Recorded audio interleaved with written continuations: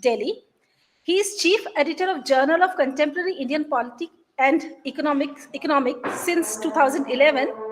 He has been a visiting professor and research guide at various universities in India, such as Pacific University, Udaipur, Mewar University. He has worked as researcher and he's actively involved in World Trade Organization activities, and he has visited and he has attended various ministerial conferences organized by WTO, where he has visited Geneva, Bali, Nairobi, Buenos Aires, etc., as a representative of Swadeshi Jagran Foundation.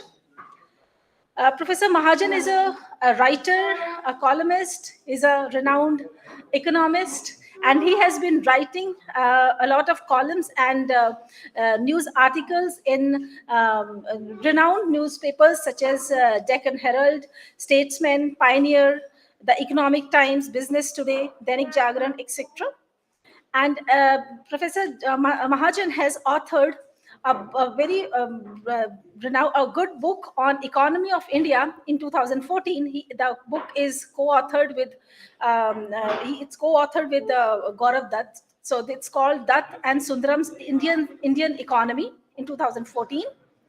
So I think this session where we are talking about Indian culture and economic development, what can be what can be more prominent to have a eminent speaker, eminent personality than Professor Mahajan to be with us. So I request you all to please give a round of applause and welcome Professor Mahajan on the dais, please. I request you.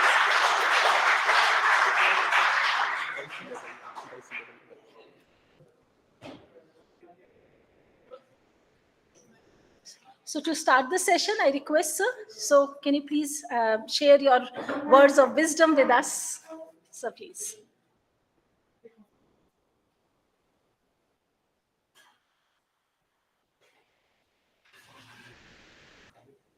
Manisha ji.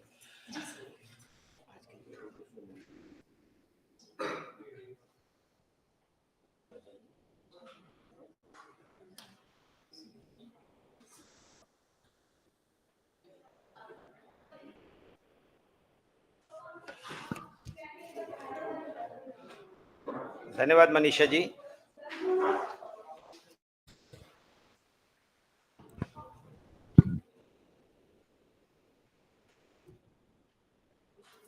Speakers in this program,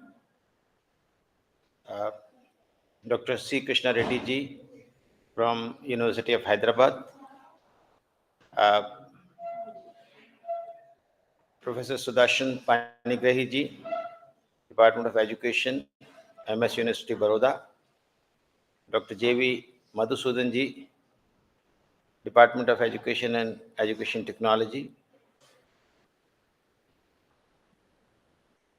the faculty, and the dear students.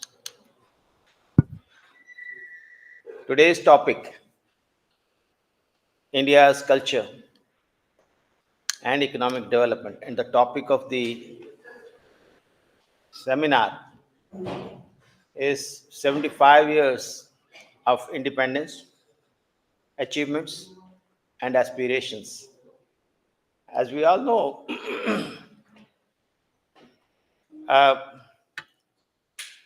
as one of the professors of economics and a Nobel laureate, he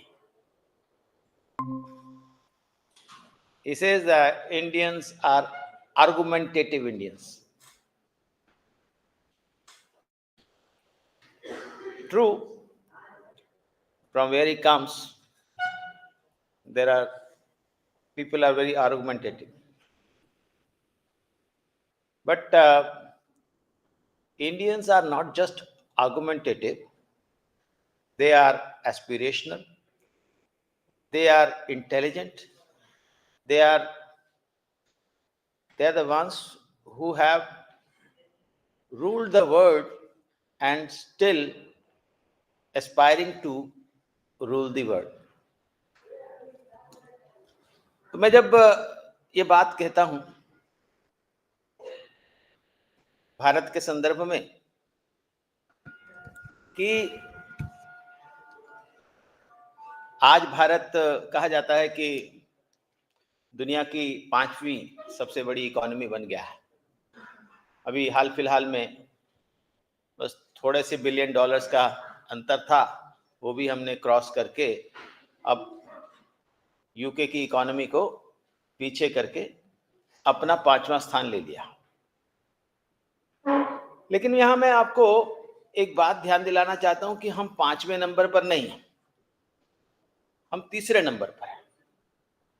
केवल America और चीन ही हमसे आगे है GDP के संदर्भ में। क्योंकि जब जीडीपी के बारे में those who are students of economics, they will understand and they will appreciate it better कि जब हम दुनिया की जीडीपी को, विभिन्न मुल्कों की जीडीपी को कंपेयर करते हैं, तो कंपेयर करने का एक हमारा तरीका होता है कि हम उस जीडीपी को कन्वर्ट कर देते हैं एक्सचेंज रेट के साथ। जैसे एक्सचेंज रेट है डॉलर और रुपये की 82-83 रुपये का $1 है, और ऐसे में हमारी जीडीपी बहुत छोटी सी रह जाती। हम वैसे तो लगभग 200 लाख करोड़ रुपया की जीडीपी के आसपास हैं, लेकिन वो जीडीपी बहुत थोड़ी रह जाती है, क्योंकि जब हम हमारा जो डॉलर है वो एप्रिशिएट करता जाता है और रुपये डिप्रिशिएट करता है, तो हमें लगता है कि हमारी जीडीपी तो बहुत थोड़ी सी है, $3.5 ट्रिलियन के लगभग है। तो लगता है कि हाँ बहुत थोड़ी है, अमेरिका की बहुत ज़्यादा है, चीन की भी हमसे ज़्यादा है। लेकिन अगर हम एक दुनिया भर में एक कॉन्सेप्ट चलता है जिसको बोलते हैं purchasing power parity, and this purchasing power parity concept is used by one and all. World bank भी उसको यूज करता है, आईएमएफ भी उसको यूज करता है, वर्ल्ड बैंक का सारा डाटा उसमें आता है। अगर आप वर्ल्ड बैंक का डाटा बैंक देखें तो वो 2 तरह से जीडीपी को दिखाता है, एक यूएस डॉलर्स के संदर्भ में और दूसरा परचेजिंग पावर पैरिटी के संदर्भ में।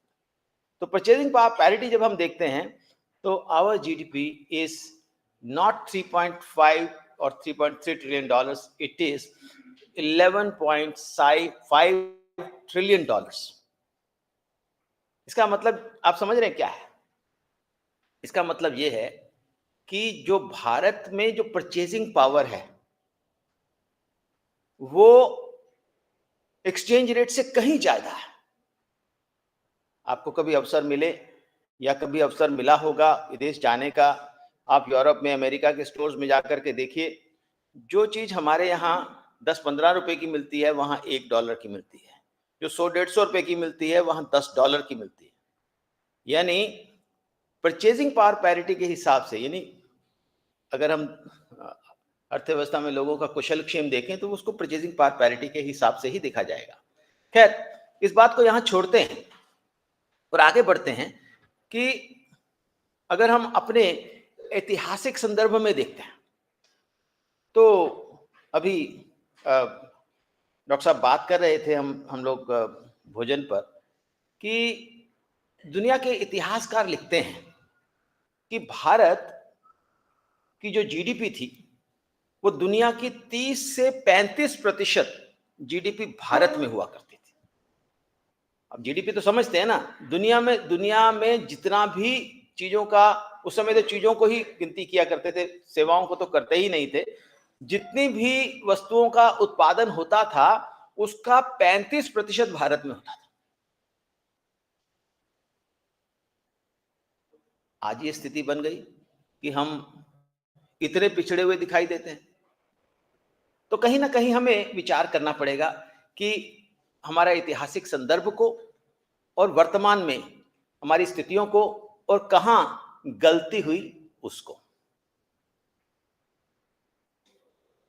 अब देखिए कि भारत को अगर इतिहासकार लिखते हैं सोने की चिड़िया था भारत,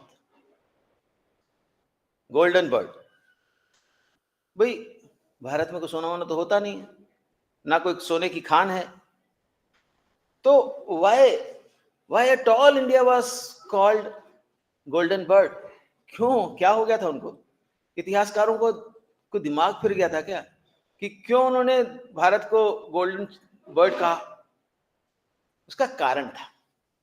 उसका कारण ये था कि जो मैंने अभी आपको बताया कि 35% जीडीपी दुनिया की भारत में हुआ करती थी, वो 35% जीडीपी कोई बाय फ्लूक नहीं थी कि हमने किसी ने कहा कैलकुलेट करके 35% है तो 35%, नहीं। वो कारण ये था कि we used to produce different types of commodities of a very high quality, which the people world over were unable to. हमारे यहाँ कपड़ा जो बनता था, जो मेटलर्जी का सामान बनता था, अब देखते हैं कि अशोक स्तंभ जो है, जो कैसे जो उसका जो लोहा है आज तक उसको जंग नहीं लगा, तो कोई ना कोई कारण रहा होगा ना। इतनी एडवांस मेटलर्जी होती होगी तभी तो ऐसा हुआ। और आप देखिए कि मैं अभी कुछ समय पहले शेक्सपियर के घर गया। आप कहेंगे शेक्सपियर के घर हम क्या करने गए? वह हम बहुत लोग जाते हैं देखने के लिए कि शेक्सपियर का घर कैसा है। स्ट्रैटफोर्ड अपॉन एवन करके एक जगह है इंग्लैंड में, वहां पर गए, देखा कि शेक्सपियर जहां पैदा हुए थे, हमने सोचा कि बहुत आलीशान कोई पलंग होगा, देखा तो वो ऐसे गट्ठर बने हुए थे, उस पर उसको पलंग सा शेप दी हुई थी, तो वहां शेक्सपियर पैदा हुए थे। और फिर बाहर जाके देखा तो शेक्सपियर के पिताजी करते क्या थे, उन्होंने बड़ा संजो के रखा हुआ है। शेक्सपियर के पिताजी ग्लव्स बनाया करते थे, और वो ग्लव्स की क्वालिटी ऐसी थी कि भाई हमारे यहाँ तो जैसे सड़क बनाने वाले हैं वो भी उसको इस्तेमाल नहीं करते।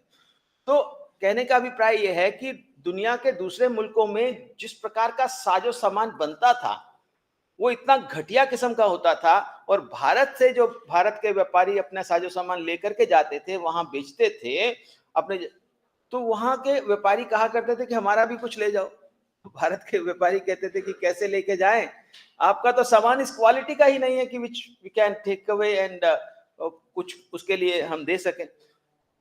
और उसके बदले में स्वाभाविक है, जब उनके पास कुछ देने के लिए नहीं है, आयात और निर्यात तो होता ही है ना, लेकिन जब देने के लिए कुछ नहीं है तो क्या निर्यात करेंगे? वो उनके पास गोल्ड बहुत होता था। तो हमारे जो व्यापारी हैं वो सामान लेकर के जाते थे और गोल्ड लेकर के आते थे, और इस कारण से भारत को सोने की चिड़िया कहा जाता था। तो वो एक समय था, मैंने कहा कि it can't be by fluke that we were producing more than 1/3 of the total global GDP. It can't be.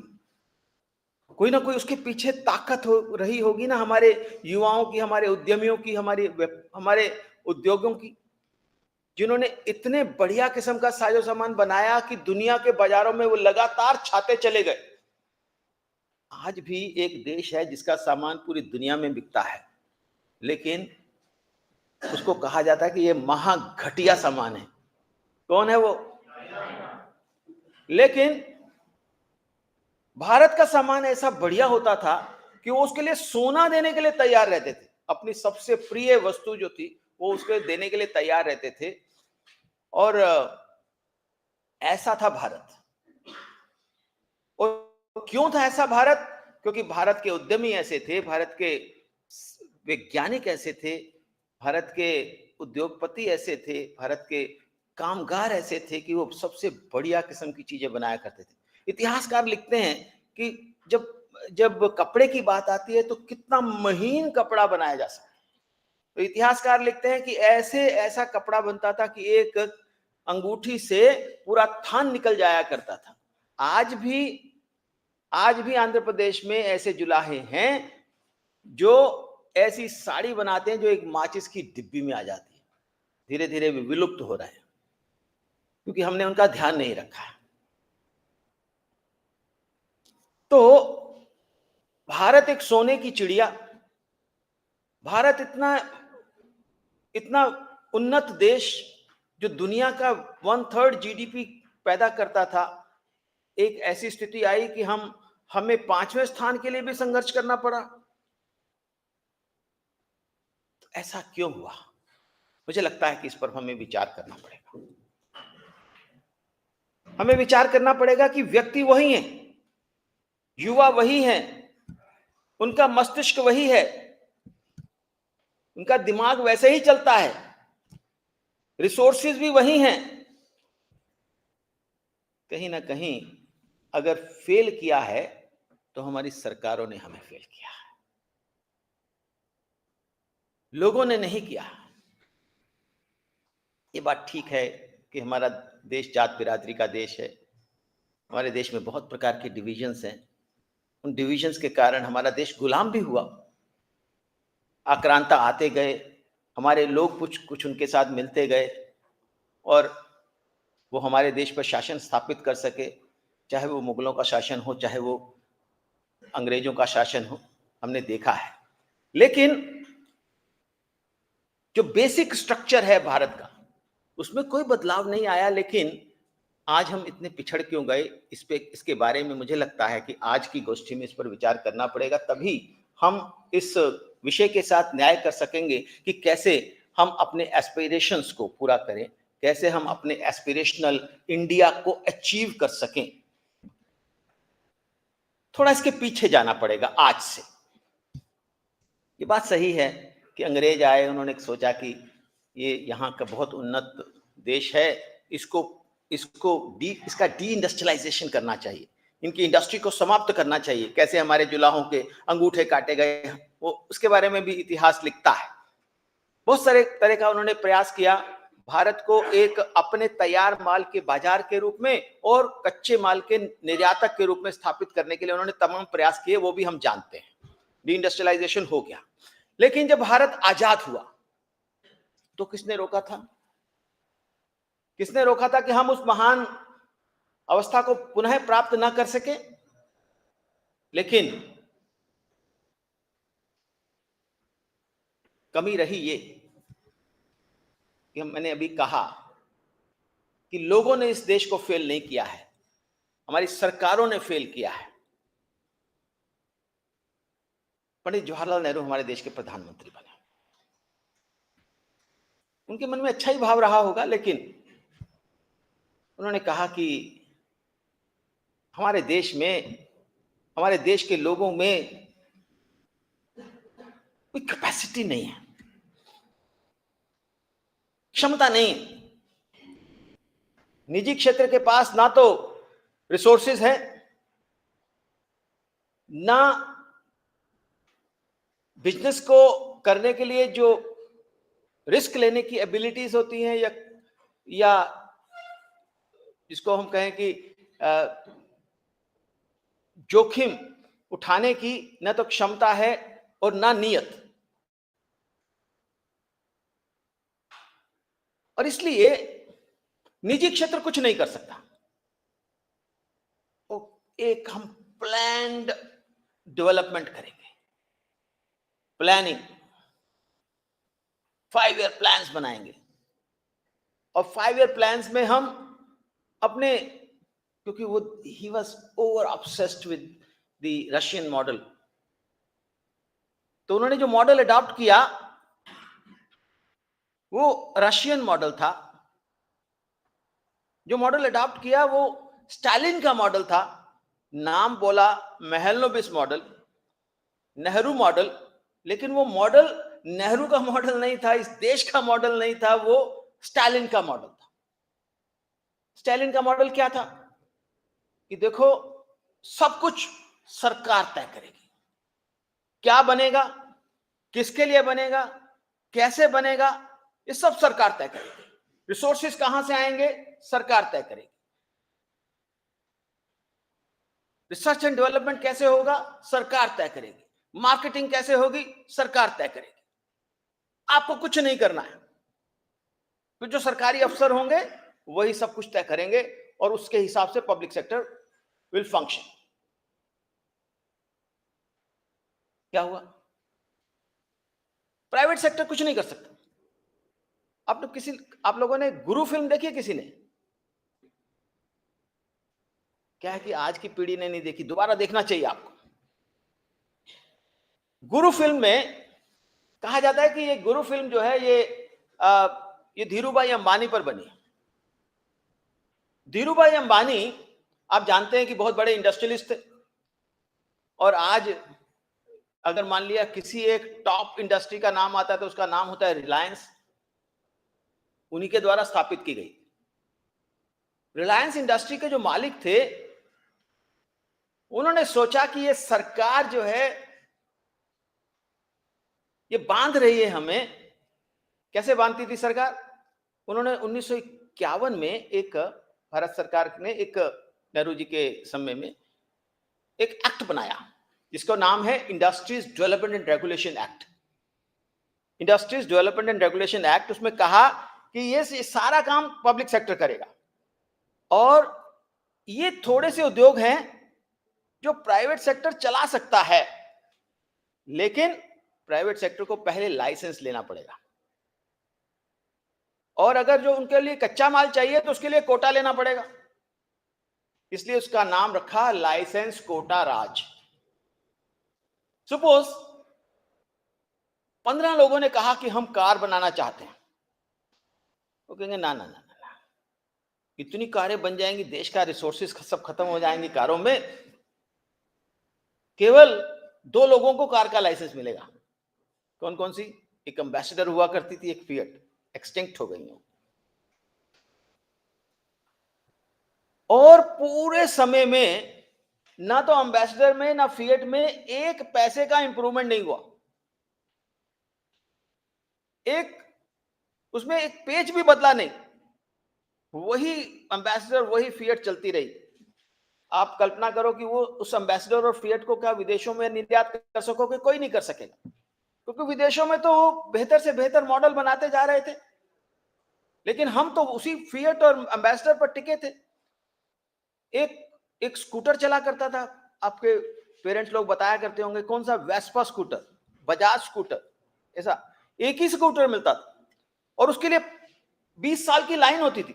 जिसका स्कूटर की आ जाता था लाइन क्यू से, तो उसकी तो लॉटरी निकल जाती थी कि वाह मेरे पास एक स्कूटर आ गया। और टेलीफोन का कनेक्शन 20 साल के बाद मिलता था। आज आपने अप्लाई किया तो 20 साल के बाद आपको पूरे शिद्दत के साथ आपको इंतजार करना पड़ेगा, और तब जाकर के आपको एक टेलीफोन का कनेक्शन मिलेगा। मैं यहां पर उस व्यवस्था की बात कर रहा हूं जिस व्यवस्था के अंतर्गत लोगों को और हमारे कंज्यूमर्स को तड़पाया गया कि नहीं, आप you don't deserve to consume the best of the world. जो पब्लिक सेक्टर बनाएगा, जो लाइसेंस्ड वेंडर्स हैं वो बनाएंगे, और कोई कुछ नहीं कर सकता, क्योंकि ना तो आपके अंदर कैपेसिटी है, और ना आपकी रिस्क लेने की एबिलिटीज है, और ना हम आपको करने देंगे। तो मैं उस फिल्म की बात कर रहा था, तो नायक पर एक मुकदमा चलता है, धीरूभाई अंबानी पर एक मुकदमा चलता है कि भैया आपको हमने एक मशीन लगाने का लाइसेंस दिया था, आपने 7 कैसे लगा दी? आपको इतना उत्पादन करने के लिए कहा था, आपने इतना सारा क्यों कर दिया? यानी जिस देश में ज्यादा उत्पादन करने वाले को, ज्यादा मशीन लगाने वाले को दंड देने का प्रावधान हो, आप समझ सकते हो उस देश का क्या होने वाला है। यह मॉडल था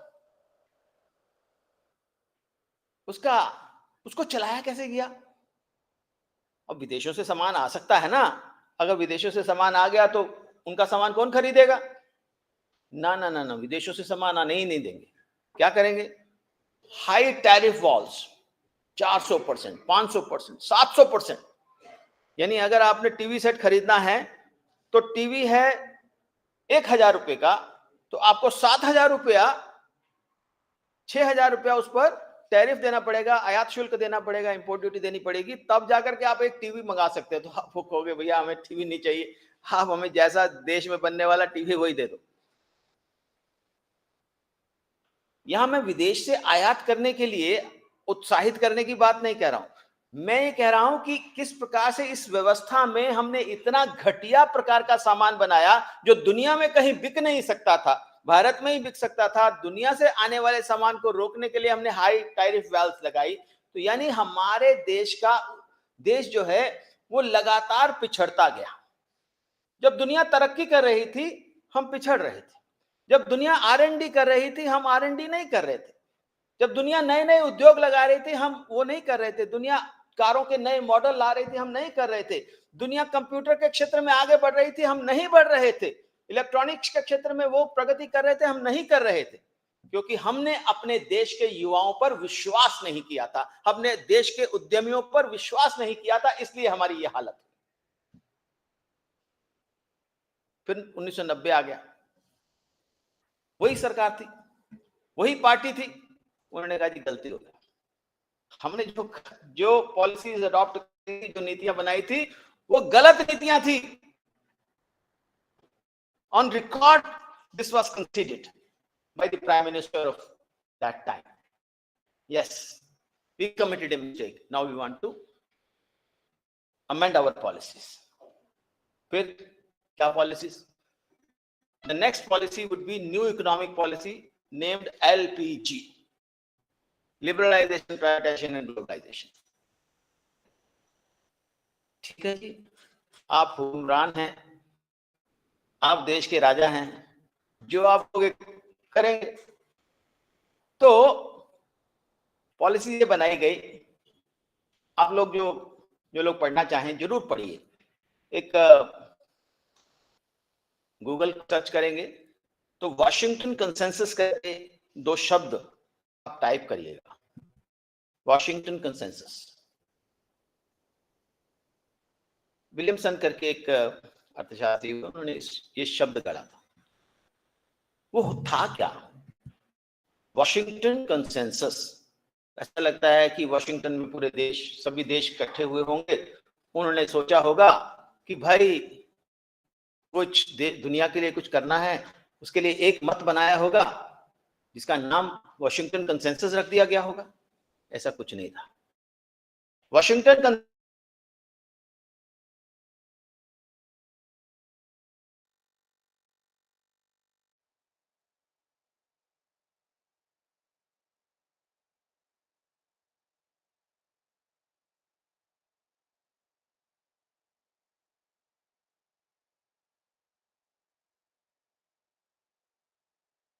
कि दुनिया कैसे चलेगी, विकासशील देश कैसे चलेंगे।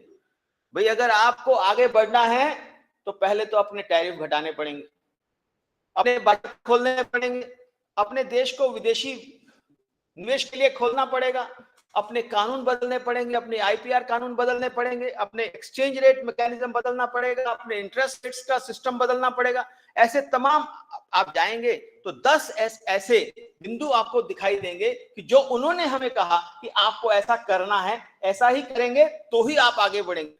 हमारे लोगों ने कहा आपने वाशिंगटन कंसेंसस की बात की, हम आप वाशिंगटन कंसेंसस से पूरी तरह से आपके साथ हैं और हम अब ग्लोबलाइजेशन के रास्ते पर चलेंगे। यानी हमने कहा कि अब MNCs आएंगी, विदेशों से साजो सामान आएगा, अब हम टैरिफ वॉल खत्म कर देंगे, अब हम जहां 600% ड्यूटी लगाते थे, जहां 700% ड्यूटी लगाते थे, अब हम 2% ड्यूटी लगाएंगे, 5% ड्यूटी लगाएंगे, 10% ड्यूटी लगाएंगे, बस। और अपने देश को खड़ा कर देंगे। हाँ, हम भी कंपीट कर सकते हैं। अब आप ये देखिए, एक बच्चा बड़ा कमजोर है, उसके माँ बाप ने कभी उसको खिलाया पिलाया नहीं है, उसके माँ बाप ने या वो ऐसी परिस्थितियों से गुजरा है कि वो बहुत कमजोर है, लड़ नहीं सकता है, लेकिन आप उसको बड़े से पहलवान के साथ लड़ने के लिए कहिए, अरे अरे तू है ना, हम तेरे साथ हैं, कोई बात नहीं, तू लड़ जा। आपने देखा वो पहलवान के साथ लड़ने का क्या नतीजा हुआ? पिछले 3 दशकों में हमारी जो इंडस्ट्री जो थी, जो भी जैसी भी थी, उसको हम इंप्रूव कर सकते थे, उसमें R&D कर सकते थे, उसमें हम अपने लोगों के पराक्रम से कुछ बेहतर कर सकते थे, लेकिन हमने सीधा लड़ा दिया उसको। चीन के साथ कि आइए सामान लाइए, हम आपके साथ मुकाबला करने के लिए तैयार हैं। मुकाबले में क्या हुआ उसके बारे में बताता हूं। मुकाबले में यह हुआ कि 2000 के दशक में या 2001 में हम, आप जानते हैं ना कि हमारे जो हमारा फार्मास्यूटिकल इंडस्ट्री है वो दुनिया की बेहतरीन इंडस्ट्रीज में से मानी जाती है। दुनिया के लिए सबसे सस्ती दवाइयां बना करके हम भेजते हैं। जो अमेरिका में जो दवाई बिकती है $100 की, हम $1 की भेजते हैं। यूरोप को भी भेजते हैं, लेकिन उसका एक कच्चा माल होता है, क्या बोलते हैं उसको, एपीआई, एक्टिव फार्मास्यूटिकल इंग्रेडिएंट्स। हम 90% एक्टिव फार्मास्यूटिकल इंग्रेडिएंट्स एपीआई हम बनाया करते थे, 10% इंपोर्ट करते थे। आज स्थिति यह है कि 90% हम इंपोर्ट करते हैं, 10% बनाते हैं। हमारी इलेक्ट्रॉनिक इंडस्ट्री बढ़ रही थी आगे, काफी कंपनियां आ रही थी, लेकिन इस चाइनीज डंपिंग की वजह से इलेक्ट्रॉनिक इंडस्ट्री वाज स्ट्रैंगुलेटेड, आगे नहीं बढ़ पाई। हम देखते हैं कि हमारे देश में दुनिया में सबसे ज्यादा जो स्मार्टफोन्स हैं हमारे लोग यूज करते हैं, लेकिन स्मार्टफोन हम बनाते नहीं थे। इसी प्रकार से केमिकल इंडस्ट्री, टॉय इंडस्ट्री, मतलब इवन हमारे देश में पटाखे इतने बढ़िया बनते थे शिवकाशी में, वो भी इंपोर्टेड होने शुरू हो गए। यानी कोई आप कोना उठा करके देख लीजिए, हमारे देश में तमाम उद्योग धीरे धीरे धीरे धीरे करके बंद होते गए। और उन्होंने ये बिल्कुल योजनाबद्ध तरीके से किया। उन्होंने ये नहीं देखा कि किस रेट पे हमारा माल बनता है। चीन ने ये देखा कि किस रेट पर हम बेचें तो इनकी इंडस्ट्री बंद हो सकती है। मैं एक उदाहरण के नाते आपको बताता हूं। एक है पेनिसिलिन जी करके एक एपीआई है, penicillin G, which is used for making amoxicillin and other antibiotics. उसका रेट था $22। उन्होंने कहा कि $20 में बेचेंगे तो भी ये चल जाएंगे, $15 में बेचेंगे तो भी ये चल जाएगी इंडस्ट्री इनकी। $9 में बेचना शुरू कर दिया, $9, and they saw to it that all our APIs producing penicillin G are closed for good. और उसके बाद उन्होंने पेनिसिलिन जी का रेट बढ़ाना शुरू किया और $35 तक लेके गए। यानी कई हमने उसमें अध्ययन किया तो कई चीजों में तो उन्होंने 12-13 गुना कीमत बढ़ा दी, हमें मतलब एक प्रकार से एक्सप्लॉयटेशन करना शुरू किया। तो कहने का अभिप्राय यह है कि हमने अपने कमजोर इंडस्ट्री को लड़ा दिया उनके उस कंपटीशन के साथ, जिसके कारण हमारी इंडस्ट्री वाज फिनिश्ड। ये बात सरकार को 2018 में समझ में आनी शुरू हुई। पहले तो सरकार में बैठे हुए जो अफसर लोग हैं वो कहते थे देखो दुनिया ग्लोबलाइजेशन की तरफ जा रही है, दुनिया टैरिफ्स घटा रही है, टैरिफ घटा करके हम अपनी इंडस्ट्री को एफिशिएंट बना सकते हैं, उनको कॉम्पिटिटिव बना सकते हैं, इसलिए हमें टैरिफ को घटाना चाहिए। और कल्पना कीजिए ऐसे में जब हमारी एपीआई इंडस्ट्री बंद हो रही थी, जब हमारी केमिकल इंडस्ट्री बंद हो रही थी, जब हमारी टॉय इंडस्ट्री बंद हो रही थी, जब हमारे इलेक्ट्रॉनिक इंडस्ट्री बंद हो रही थी, टेलीकॉम इंडस्ट्री बंद हो रही थी, तो हमारे हुक्मरान उस समय टैरिफ घटाते जा रहे थे, 20 से 10, 10 से 5, 5 से 0, और बहुत अपने आप को गौरवान्वित महसूस करते थे कि हम दुनिया के सामने सबसे कम टैरिफ वाले देश बने हुए। अंत जो हुआ वो आपके सामने 2018 में सरकार को समझ में आया और उन्होंने टैरिफ बढ़ाने शुरू किए। और जब हमने टैरिफ बढ़ाने शुरू किए तो दुनिया में बहुत इसका आलोचना होनी शुरू हुई। हमारे ही देश में इसी सरकार में बनाए हुए एक योजना आयोग के जो नीति आयोग के उपाध्यक्ष थे अरविंद पनगरिया जी, तब तक जा चुके थे अमेरिका वापस, उन्होंने वहां से आर्टिकल्स लिखे, अरे सरकार बहुत बड़ी गलती कर रही है, टैरिफ्स बढ़ा रही है, हम दोबारा से नेहरूवियन पीरियड में जा रहे हैं। अरे भैया, नेहरूवियन पीरियड तो 700% टैरिफ का था, हमने तो 10 से 20 ही किया है।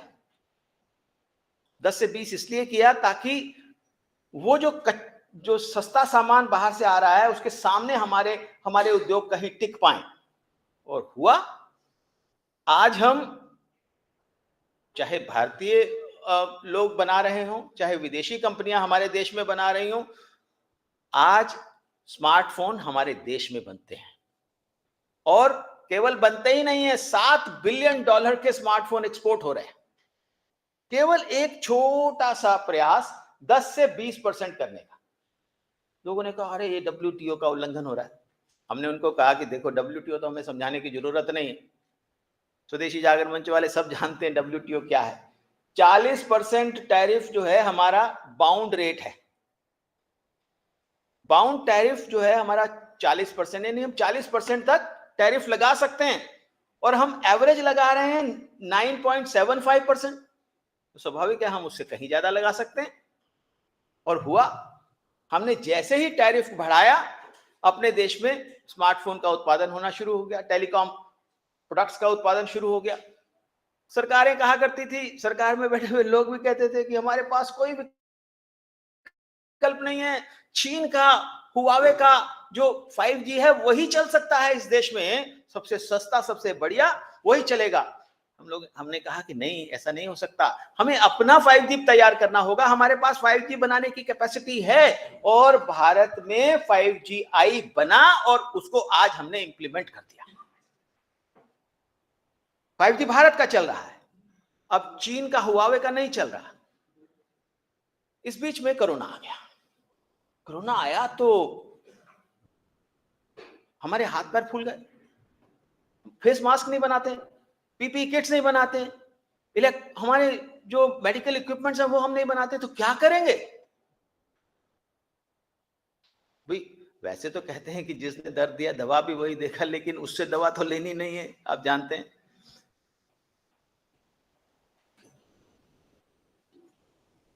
तो चीन ने हमें वो कोरोना दिया पूरी दुनिया को, और उसी से हम फेस मास्क लेंगे, उसी से पीपी किट्स लेंगे, उसी से मेडिकल इक्विपमेंट्स लेंगे। कैसा होगा? ये नहीं होगा, हम खुद बनाएंगे। हमने तय किया कि हम आत्मनिर्भर भारत बनाएंगे। और आज देखिए, आज जब हम आत्मनिर्भर भारत की बात करते हैं, तो आप देखिए, जब हम सोचते थे कि सोलर पैनल हम नहीं बना सकते, हमने सोलर पैनल बनाने शुरू कर दिए। हम सोचते थे कि ये जो सबसे भयंकर चीज है, जो सेमीकंडक्टर, एक छोटी सी चीज होती है जिसके कारण हमारी जो कार इंडस्ट्री है बहुत समय के लिए जैसे स्टैंड स्टिल हो गई थी। ये हम बना नहीं सकेंगे, लेकिन हमने बना करके दिखाया। 2023 में हमारी पहली खेप सेमीकंडक्टर की आने वाली है। उस समय लोगों ने कहा कि हमारे पास कैपेसिटी नहीं है वेंटिलेटर बनाने की। तो उस समय एक किरण मजूमदार शॉ करके एक इंडस्ट्रियलिस्ट हैं, महिला हैं, और उन्होंने ट्वीट करके कहा कि आप बात क्या करते हो? मैसूर में एक कंपनी है स्कैनरे, एल्वा विश्व प्रसाद इसके सीईओ हैं, वो 5000 वेंटिलेटर एक महीने में बनाते हैं। अरे 5000 वेंटिलेटर हमारे ही देश में बन रहे हैं, और हम कह रहे हैं कि हमारे पास वेंटिलेटर नहीं, क्या मतलब? तो वो जाते कहां हैं? हमारे यहाँ के अफसर उनको यहाँ बेचने ही नहीं देते हैं, वो सब यूरोप में बिकते हैं। मैंने एल्वा विश्व प्रसाद को फोन करके कहा, हमारे मित्र हैं, उनको कहा कि भैया देश को जरूरत है, आप कितने वेंटिलेटर बना के दोगे? उन्होंने कहा मैं एक महीने में 50,000 वेंटिलेटर तैयार करवा दूंगा। उन्होंने अपना डिजाइन दिया BEL को, महिंद्रा को, बाकी दूसरी कंपनियों को, और हमने 60,000 वेंटिलेटर एक महीने में बना करके देश को दे दिए। और उसमें से 50,000 ही चाहिए थे, 10,000 तो हमने एक्सपोर्ट किए, और हर महीने हम बहुत बड़ी मात्रा में वेंटिलेटर एक्सपोर्ट कर रहे हैं। लोग कहते थे कि नासा का क्या नाम है। हम भी उनसे प्रार्थना करते थे, हमारा सैटेलाइट है, अंतरिक्ष कक्षा में स्थापित करना है, भैया जी कर दो प्लीज। वो कहते थे नहीं, इतने $1 मिलियन लगेंगे। देते थे हम, यूज्ड टू पे थ्रू आवर नोज। लेकिन फिर हमने अंगड़ाई ली, सोचा कि हम पीएसएलवी हम अपना नहीं क्यों बना सकते। हमने अपना पीएसएलवी बनाया। फिर हमने सोचा कि चलो पीएसएलवी के माध्यम से एक दो सैटेलाइट छोड़ते हैं।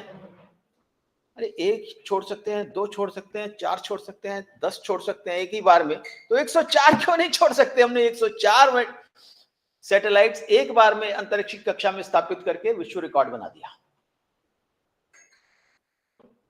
ऐसा कैसे होता है? वही भारत है ना, वही भारत है जो सोने की चिड़िया से डी इंडस्ट्रियलाइजेशन की तरफ आगे बढ़ गया। वही भारत जो दुनिया का गरीब देश बन गया, आज वही भारत अंगड़ाई ले रहा है और आत्मनिर्भर भारत की तरफ आगे बढ़ रहा है। तो कई बार सोचने के लिए हम मजबूर होते हैं कि ऐसा क्या है भारत में, ऐसा क्या है भारत में कि जब भी हम प्रयास करते हैं हम सफल हो जाते हैं। कमी हमारी ही रहती है कि हम प्रयास नहीं करते। तो मैं फिर उसके बारे में विचार करता हूं। एक हमारे मित्र हैं, उन्होंने कहा, अश्विनी एक बात सोचो कि हिमालय जो पर्वत है ना, हिमालय पर्वत जितना भारत का है उतना चीन का भी। हिमालय पर्वत से बहुत सारी नदियां निकलती हैं। आप कहोगे ये बड़ी कैसी कैसी बात कर रहे हैं। बहुत सारी नदियां निकलती हैं ना, और पूरे देश भर में फैलती हैं। और वो अपनी नदियां जब वहां से निकलती हैं तो अपने साथ जो मृदा लाती हैं, वो मृदा जब हमारे इस मैदान में फैलती है, इस डेल्टा में फैलती है, तो हमारा डेल्टा इतना इतना उर्वर हो जाता है। मैं आज पंजाब की पुण्य भूमि पर खड़ा हूं। आप दुनिया में कहीं चले जाइए, मिट्टी खोदेंगे 1 फुट 2 फुट के नीचे कंकड़ ही कंकड़ मिलेंगे। भारत और पंजाब और इस डेल्टा की भूमि ही ऐसी है, आप मीलों नीचे चले जाइए, आपको मिट्टी और उर्वर मिट्टी ही मिलेगी जो इस देश में अन्न उगाती है। और वो अन्न हम खाते हैं, इसके कारण हमारा मस्तिष्क तीक्ष्ण होता है, जिसके कारण हमारा दिमाग तेज होता है। जब भी भारतीय जहां जाते हैं, चाहे अमेरिका में जाएं तो वहां पर भी कमाल करते हैं। वहां के नासा में जिस पर उनको गर्व है, 70% वैज्ञानिक भारतीय हैं। वहां का जो मेडिकल सिस्टम है जिस पर वो बहुत गर्व करते हैं। अगर किसी अमेरिका से पूछ लीजिए, किसी अमेरिका से पूछ लीजिए कि भैया किससे इलाज कराओगे, कि भारतीय डॉक्टर से इलाज कराऊंगा। सॉफ्टवेयर जितना बनता है भारतीय लोग बनाते हैं। यानी साइंस हो, मेडिकल हो, किसी भी क्षेत्र में, अंतरिक्ष का क्षेत्र हो, सब क्षेत्रों में भारत आगे ही आगे है। वो किसी के कारण नहीं है, वो हमारे इन युवाओं के कारण है, हमारे उस तीक्ष्ण बुद्धि के कारण है, और उस पावन भूमि के, देवभूमि के कारण है जो हमें पुरखों से मिली है। मित्रों, आज जब हम देखते हैं कि दुनिया में एक उथल पुथल मची हुई, पिछले 3 तिमाही से लगातार अमेरिका की जो जीडीपी है वो श्रिंक कर रही है, यानी it is going down. Same is happening with most of the European countries. और भारत है जिसकी जीडीपी 6-7% से आगे बढ़ रही है। सारी दुनिया में, हमारे देश में भी महंगाई बढ़ रही है, लेकिन शेष दुनिया में महंगाई हमसे डबल बढ़ रही है, और उन देशों में बढ़ रही है जिन्होंने कभी महंगाई की शक्ल नहीं देखी थी। आप जानते हैं ना, अमेरिका में कभी महंगाई नहीं हुई, यूरोप में कभी महंगाई नहीं हुई, कभी एक आधे साल में हो गई हो, लेकिन अभी जिस महंगाई का दौर वहां चल रहा है, वो बेचारे बौखलाए हुए हैं लोग। करेंगे कैसे? वहां के लोगों का जीना दूभर हो गया है। वहां खाने पीने की चीजें, तेल, ईंधन, सब की कीमत बढ़ रही, and the governments are unable to provide social security. और भारत ऐसे में 7% की, 6% की गति से बढ़ रहा है, और दुनिया का सबसे तेजी से बढ़ने वाली बड़ी अर्थव्यवस्था बन गया। इसके पीछे क्या कारण है? मित्रों, मैं आप युवाओं के संदर्भ में थोड़ी सी बात करके फिर अपना विषय समाप्त करूंगा। आप जानते हैं कि आज दुनिया भर में जितना ऑनलाइन ट्रांजैक्शंस होती हैं, ऑनलाइन पेमेंट्स होती हैं, आप जाते हो सब्जी वाले के पास, क्यूआर कोड स्कैन करते हो, 10 रुपए दे देते हो। तमाम प्रकार की पेमेंट्स ऑनलाइन होने लगी। आपको मालूम है कि 40% ऑनलाइन पेमेंट्स जो हैं दुनिया भर की, वो भारत में हो रही हैं आज की डेट में। भारत जिसको बहुत पिछड़ा हुआ देश कहते थे, वहां 40% ऑनलाइन पेमेंट्स हम कर रहे हैं दुनिया भर की। मैं अभी जिनेवा में गया, मैं कई रेस्टोरेंट्स में वहां गया, मैंने कहा ऑनलाइन पेमेंट ले लो, ना ना ना, हमारे यहाँ सिस्टम ही नहीं है। यानी उनकी कैपेसिटी नहीं है ऑनलाइन पेमेंट्स लेने की।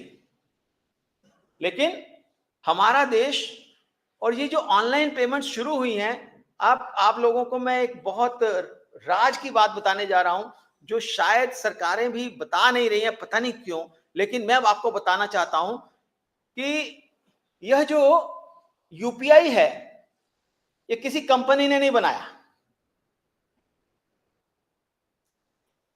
आप पूछोगे फिर किसने बनाया? ये यूपीआई आपने बनाया। आपने यानी इस देश के स्टूडेंट्स ने बनाया। वो कैसे? सरकार ने एक कंपटीशन रखा कि हमें एक पेमेंट सिस्टम बनाना है, तो आईआईटीज के जो जितने स्टूडेंट्स हैं वो उसमें पार्टिसिपेट करेंगे, और वो सबसे बढ़िया जो बना के लाएगा उसको पुरस्कार देंगे। तो सब उन युवाओं ने बड़ी मेहनत की, बहुत सारी एंट्रीज आई, उसमें से 5 एंट्रीज चुन ली गई, उनको पुरस्कार दिया गया। उन्होंने बहुत बढ़िया यूपीआई सिस्टम बनाया था। उनको कहा कि नहीं, अभी भी हम सेटिस्फाइड नहीं, आप 5 बैठ जाओ, घर नहीं जाना आप, जब तक इस देश में सबसे बढ़िया, सबसे दुनिया का बेस्ट यूपीआई आप नहीं बना के दोगे, तब तक आप यहां से जाओगे नहीं। और हमारे उन 5 युवाओं ने ऐसा यूपीआई बना दिया जो पूरी दुनिया जिसकी नजर जिस पर उसकी नजर है, फ्रांस चाहता है कि हमें यूपीआई दे दो, दूसरे मुल्क कहते हैं कि हमें यूपीआई दे दो। अमेरिका ने कहा कि भैया हम आपको स्विफ्ट से बाहर करेंगे अगर आपने रशिया से सामान खरीदा, रशिया से कच्चा तेल खरीदा या सस्ता तेल खरीदा। हमने कहा भैया आप फिक्र मत करो, हमारे पास यूपीआई है, हम उससे पेमेंट कर देंगे। तो अमेरिका ने कहा नहीं नहीं, हम तो मजाक कर रहे हैं, तो कोई बात नहीं, आप खरीद खरीदो। आप डंके की चोट पर अगर अमेरिका से सामान खरीद रहे हैं, रूस से सामान खरीद रहे हैं, इसलिए खरीद रहे हैं कि आप सक्षम हैं। आप देखिए, और यह भी एक बात है कि हमें अपने देश पर गर्व होना चाहिए। हर देश को हर देशवासी को, हर देश के उनके देशवासियों को अपने अपने देश पर गर्व होना चाहिए। और उसके आधार पर जो तरक्की होगी, उसके आधार पर जो विकास होगा, ये सब झूठ है। कहा जाता है कि दुनिया एक गांव हो गया है। अगर दुनिया एक गांव है तो भैया हमें जाने दो ना दूसरे गांव में, अपने ही गांव में दूसरे घर में जाना है तो जाने दो ना, क्यों रोकते हो? क्यों वीजा पर रिस्ट्रिक्शन है? केवल बाजार के लिए ही है क्या? कहा कि ग्लोबल वैल्यू चेन, कोई देश वो सामान बनाएगा, कोई देश वो सामान बनाएगा, आप ऐसा करो कि आप असेंबली ग्राउंड बन जाओ। हमने कहा कि हम अब असेंबली ग्राउंड नहीं बनेंगे, हम असेंबली हब नहीं बनेंगे, हम मैन्युफैक्चरिंग हब बनेंगे और इस देश को आत्मनिर्भर बनाएंगे, क्योंकि हमारा युवा इस समय इस काम को कर सकता है। हमने एक हल्का सा इशारा दिया स्टार्टअप का, हल्का सा एक इशारा, और 107 आई बिलीव यूनिकॉर्न्स बन गए एक हल्के से इशारे के साथ। अगर पूरा देश अगर चल पड़े, इस स्टार्टअप से मैं बहुत खुश नहीं हूं। हमारे ये स्टार्टअप्स जो शहरों में स्टार्टअप्स हैं, इनके कामों से हम लोग खुश नहीं हैं। ये स्टार्टअप जाने चाहिए गांवों तक, ये स्टार्टअप जाने चाहिए टियर 2, टियर 3, टियर 4 टाउन्स तक, और वहां के जीवन स्तर को बेहतर बनाने की जरूरत है। मैं आपको 2-3 आंकड़े दूंगा, उससे आपको समझ में आएगा। एक जो ग्रामीण क्षेत्र में जो पर कैपिटा इनकम है और जो शहरी क्षेत्र में पर कैपिटा इनकम है, उसमें 1/12 का अंतर है। आप समझ लीजिए कि 70% लोगों की आमदनी अगर 12 गुना हम बढ़ा देंगे तो ये देश अपने आप परम वैभव तक पहुंच जाएगा। कुछ सोचने की जरूरत ही नहीं है। हम 30% लोगों के लिए काहे सोचें? ये सारे स्टार्टअप, ये सारा धंधा सब केवल 30% लोगों के लिए क्यों सोचें? हम उन 70% लोगों के लिए जिस दिन सोचना शुरू कर देंगे, जिस दिन हमारे स्टार्टअप गांवों में पहुंच जाएंगे, जिस दिन हमारे startups poultry, animal husbandry, mushroom farming, horticulture, floriculture, इन तमाम कामों में लग जाएंगे, दुनिया भर को हम ही एक्सपोर्ट कर रहे होंगे, क्योंकि दुनिया को किसी और के साजो सामान की जरूरत नहीं है। भारत दुनिया को खिला सकता है। हमने इस अभी देखा कि एक तरफ वो एक जर्मन एजेंसी है, उसने कहा कि भारत में बहुत भूखमरी है, हम 107वें नंबर पर हैं 121 नंबर में। उनसे पूछो, जब दुनिया में लोग भूखे मर रहे थे तो कौन सप्लाई कर रहा था? भारत से सब खाद्यान्न गए हैं, भारत से खाद्य पदार्थ गए, तब जाकर के उनकी जान बची। चाहे वो पाकिस्तान हो, वो पाकिस्तान को हमसे ऊपर रखते हैं, पाकिस्तान को हम खिला रहे हैं, और श्रीलंका को हम खिला रहे हैं, दुनिया भर के मुल्कों को हम खिला रहे हैं, और हमें कह रहे हैं आप भूखे हो। ऐसी इंटरनेशनल एजेंसियां। अमेरिका डूब रहा था 2007-8 में, हमें उन्होंने BB- पर रखा हुआ था और अमेरिका को AAA+ पर रखा हुआ था। उनके लेमन ब्रदर्स ढह रहे थे, उनके बैंक ढह रहे थे, उनकी तमाम अर्थव्यवस्था खराब हो रही थी, पूरी दुनिया को उन्होंने परेशान करके रखा था। वो AAA+ थे और हम BBB-। ये अंतरराष्ट्रीय एजेंसियों के झांसे में भी आने की जरूरत नहीं है। ये जो रेटिंग एजेंसियां हैं, ये बिल्कुल बेईमान एजेंसियां हैं। मैं इनके बारे में खूब लिखता हूं, कोई उसका जवाब नहीं आता। तो मेरा यहां कहना है कि हम पूरे आत्मविश्वास के साथ आगे बढ़े। ये देश, अभी समय कम रहता है, मैं इसके अलावा बहुत सारे एग्जाम्पल दे सकता हूं। हमारा देश हर क्षेत्र में आगे बढ़ने की क्षमता रखता है। हमारे युवाओं में इतनी क्षमता है, जो दुनिया भर के में सबसे बेस्ट UPI बना सकता है, जो PSLV बना सकता है, जो अंतरिक्ष यान बना सकता है, जो दुनिया का सबसे टॉप सॉफ्टवेयर बना सकता है। वो देश कुछ भी कर सकता है। हमें अपने उस अतीत पर और वर्तमान पर विश्वास रखना चाहिए और इस देश को आगे बढ़ाना है। धन्यवाद।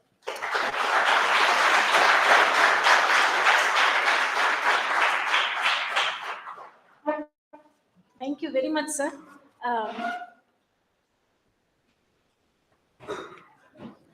Thank you very much, sir. I think it was very brainstorming. आपने सच में हमें सोचने में मजबूर कर दिया, और I'm sure students sitting in the hall, we need a big round of applause for how encouraging words sir has said. Thank you very much, sir. So just to share that, yes, our university, it is also located in a rural area.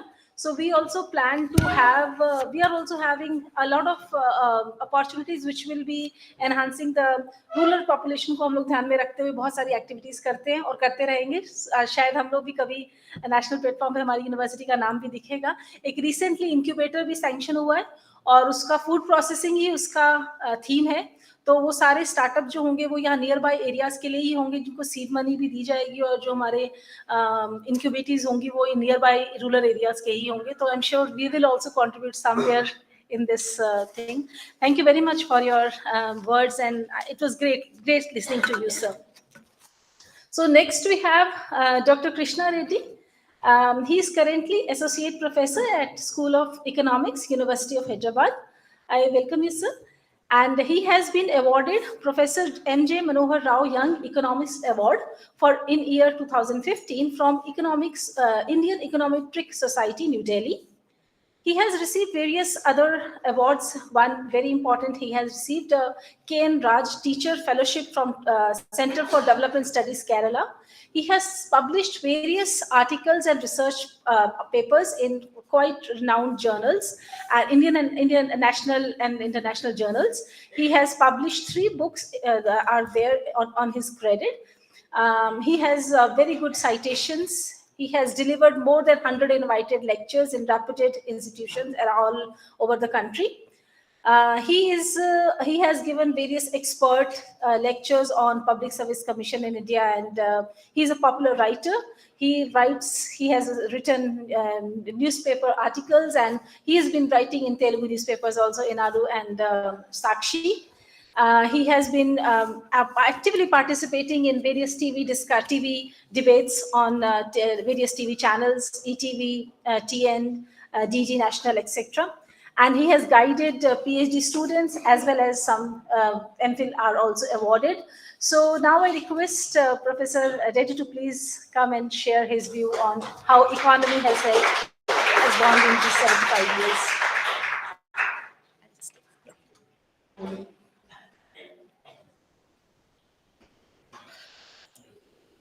Yeah, very good evening, and thank you for Madam for generous introduction, and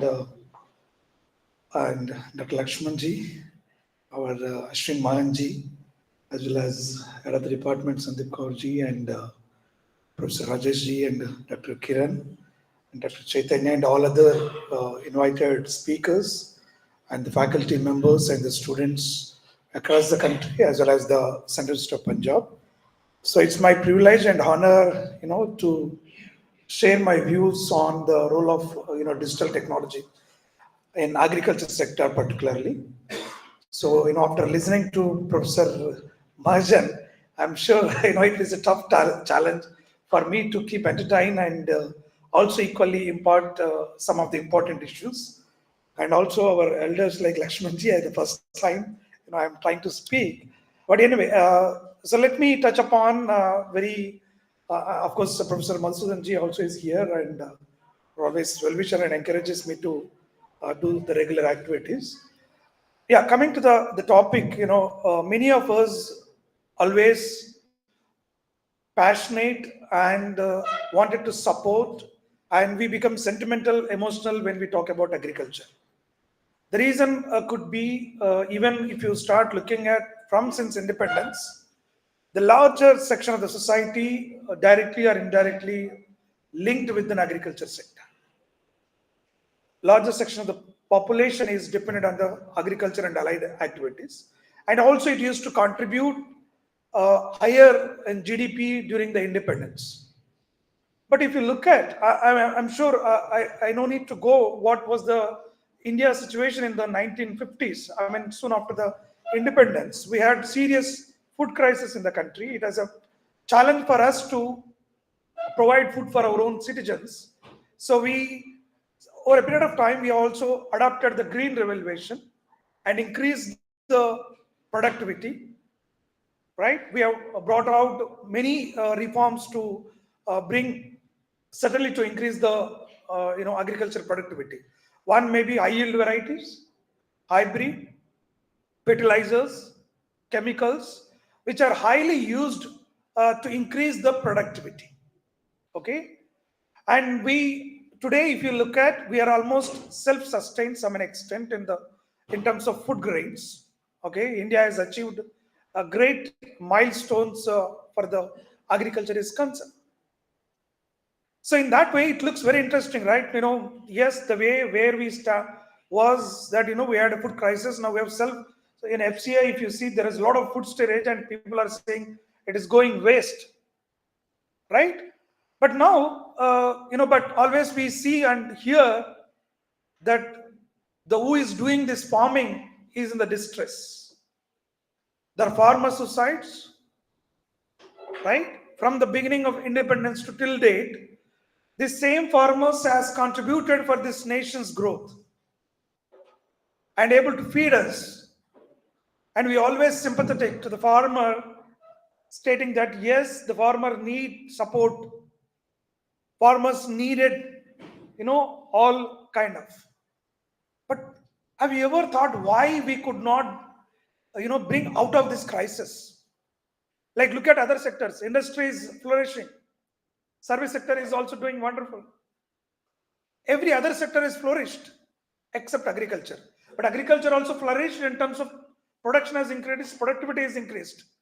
But the poor farmers have remained the same vulnerable. We keep on talking, in particularly field of economics, the farmers' problems, agriculture issues. Then we said, okay, give them MSP, minimum support price. By the way, that became a maximum support price now. From the beginning, you never even get that, but we say that is MSP is there. And we may say that the soil testing is there, the crop insurance is there, or the credit support system is there. We try to say that the farmers are always been, or somewhere, some parts of the country, the loan waves of the farmers were there.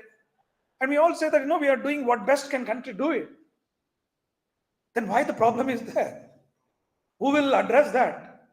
Always we only worry and we only talk about the farmers' issues and challenges, saying that there is a lack of will and lack of implementation to address this problem,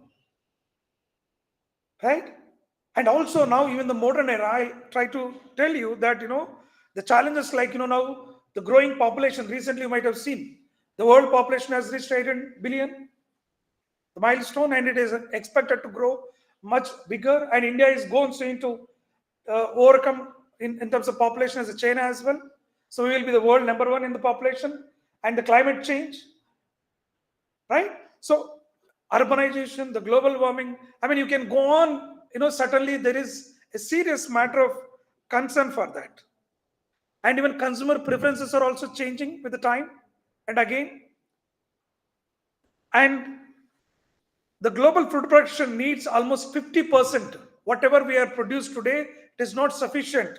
By 2030, we need to increase 50% of the production, total global production. By 2050, almost 100%.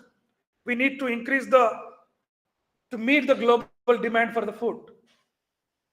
Okay, because we are more focused on what you call about the technology and the several other things. But this also is very much an important to look at it.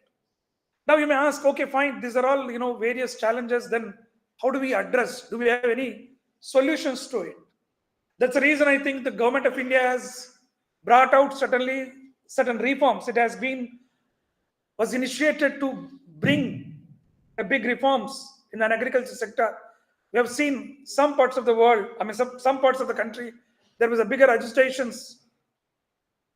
And anyway, the farm laws has been taken back. But so far, nobody is having an idea that how do we overcome. Farm laws taken back, everything is solved the problem. Now farmers are happy, all problems are solved. We don't see any protest now, or we don't see such a agitation now. So that means existing system is the best. If not, then what is the way? So that's, I think the digital technologies can also make a big difference. Again, don't laugh when I'm saying that, sir, what are you talking? The Indian farmers are uneducated and they don't have access to, basic information, basic knowledge. And you are talking about the digital technology. That may be good to talk, discuss, but practically, is it viable? I will talk about it. We will show how it is also transforming, how it is changing. Okay. So the government of India, if you look at, I think our Honorable Prime Minister in 2015 has made a statement that the government of India is target to double the farmer's income. Again, people also started laughing. How do you double the farmer income? When initiated the reforms to bring, because as other sectors are reformed and allowed all private investment to public investments, but whereas in the same sector it has not allowed. Even if you look at Indian agriculture mechanization, India is only around less than 40% our agriculture has mechanized, because the people says is the labor intensive, because we have so much manpower, let use it, but at the cost of whom? Again, at the farmers. Okay. But look at the, many countries, including, the popular, our BRICS nations, where we talk about, the China is almost more than 57% as mechanized, and the Brazil almost 75% as mechanized. Even USA, at extent of 90%, 95% of the agriculture is mechanized. At least we should gradually, try to take the way it goes. Then what are the, options do we have? What we are trying to talk about. Today, the drone technology has helped. Drone technology is there, where with the drone technology, you can see the, the pesticides to even today, the wide variety of soil testing can be done through the drone technology. With the help of, even fertilizers application, and what kind of fertilizer should be applied to what kind of land, because today our agriculture officers or agriculture mechanism hardly, you can say, hundreds of acres land, one agriculture officer may be there who can advise the farmers, who can tell them what kind of, but in that 100 acres or more than that, I'm taking an ideal ratio, it can be 1,000 acres or 2,000 acres of land, one agriculture officer. But the soil, that land fertility may be completely varies. It may be suitable for different crops for different, which cannot be given in the manual. The human resources are not able to advise the farmers what best can be applied. And even this, the using Internet of Things, sensors can also be used for the digital solutions and market assistant as well as employment. I mean, you see the procurement, like, if you go to the paddy, I'm sure the Punjab is one of the largest produced paddy. When you go to the mandis, they try to assess the quality of your paddy, but it is a subjectivity. It is right. The person who is checking, by and large, today still it is an individual who assesses it, and subjectivity, the price will be given. But now this digital technologies, I'll give you the example what kind of technology which is also using, particularly ICRISAT and nowadays working, and it is effectively is giving. With this drone technology, almost 240 wide variety of agriculture related diseases can be identified. You may say that yes, the drone technology can be identified, but how as a illiterate, a corner of the farmer can use it, right? Today, as we all know, India also, the mobile penetration is very high. Mobile penetration. In the world experience also, if you look at, all the farmers are able to get the required information through mobiles in their even local languages, related to the what kind of crops should be cultivated, what kind of land they have, everything. It will be properly with given location, the regular updates, even the monsoon, whether it is weather forecast reports, all that is comes through that. What if farmer can do it? Like say, sir, there is a crop he has cultivated, because whenever there is a some insects are attacked, either they have to depend on the shop fertilizer shop owners that this insects has come, what kind of that chemical should I use to apply so that the insects will die. It's completely dependent on the fertilizers advisors.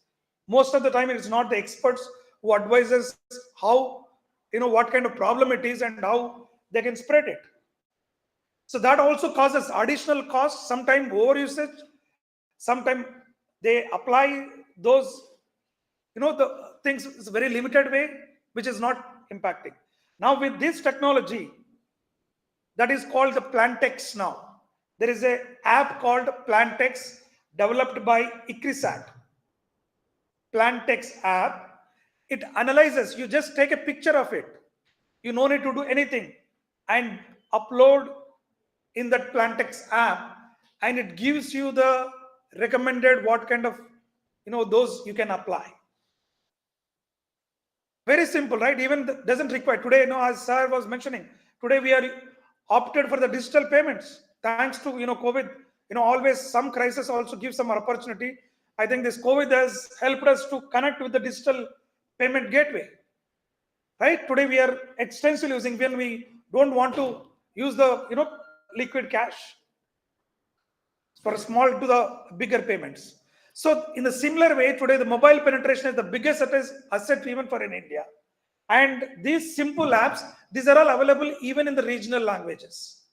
And it is simple as you click picture and it will process and advise you what kind of things you can do it. And today, even the procurement of this also, the quality can be assessed through these technologies. All these technologies, it will be the mission which will be check the quality and the price is fixed accordingly. And of course, needless to say, now, our ENAMs, agriculture, national e-marketing facilities there, even farmers can do it very well. So what is required? It looks good. I will not take so much time to explain, but I hope all these points you think, explore, you can even study in deeper, you will find each answer. How this digital technology helping in agriculture sector where is very limited literature is available. Okay, so with such kind of options, like even iHub is there. I'm only stating few apps which are successfully implemented by ICRISAT. One is the Plantex, I said. There is also called iHub, where it encourages the startups in agriculture, to provide a technological support, all that. So there are wide variety of things. But you may say that, sir, we have never seen that you are talking about Plantex, but we neither heard nor we used it here. As of now, I think ICRISAT, in Andhra and Telangana in a pilot mode, they have done it. In the government of India also, Sir Narendra Modi ji has said in 2015, but they have done anything to contribute to transform this agriculture sector apart from farm laws? By the way, anyway, they have taken back. In the 21, where during 2021, 1 lakh crore was during the Atmanirbhar package was allocated for the digital technologies in agriculture sector, which is also, all kind of innovations supporting system has come. In 2023 budget also, it has clearly emphasized the need of the digital technology in agriculture sector, particularly with the PPP mode, public and private partnership modes, which also can, encourage us in the investments into it, right? In the given public sector and the larger section of the society is involved purely by the public sector, which may not be possible. So in the 2022, the budget, it has proposed, even in the pilot based, the state of Telangana has adopted this PPP mode with the initiative of Government of India. The World Economic Forum's, the Center for Fourth Industrial Revolution, in partnership with the Government of Telangana, first kind of a PPT has initiated to scale the digital technologies. To scale. Now, whatever the innovations has happened, to scale it and spread across the country, the state of Telangana has initiated with the World Economic Forum, with again support of the Government of India. So, which is also, very important. Financing of this digital technology is not a big challenge. I can tell you how much investments already in place. You are saying, okay, the Government of India, 1 lakh crore Atmanirbhar has given. Now with the PPP mode, some states started to encourage digital technology. But what kind of investment, foreign investment we have attracted in this agro-tech firms? If you look at even the figures, almost now till 2021, we have $500 million investments already made to develop this agriculture technology in India. 500 million just started. Of course, everything it takes lag. You will see that. And also, one of the popular company, which is Bain & Company report, also the 2021 report estimates that this is not the end. Even in the coming days, it projects that by 2025, it will be $30 to $35 billion investment will flow to this agri-tech technology. Already it has come 500 million. Now 30 to 40 billion dollars investments will come to this, the flows to by 2025. Right? So the government of India is systematically trying to encourage and motivate for bringing the new innovations so that the farmers can come out from the, these challenges. Because as we said, we always say, one is about the best price, whatever they produce. We said now with the technology, it can grade automatically, subjectivity will not be there, because the bargaining power is very less for the farmers. It depends on that. But once the technology comes into the picture, nobody can cheat them.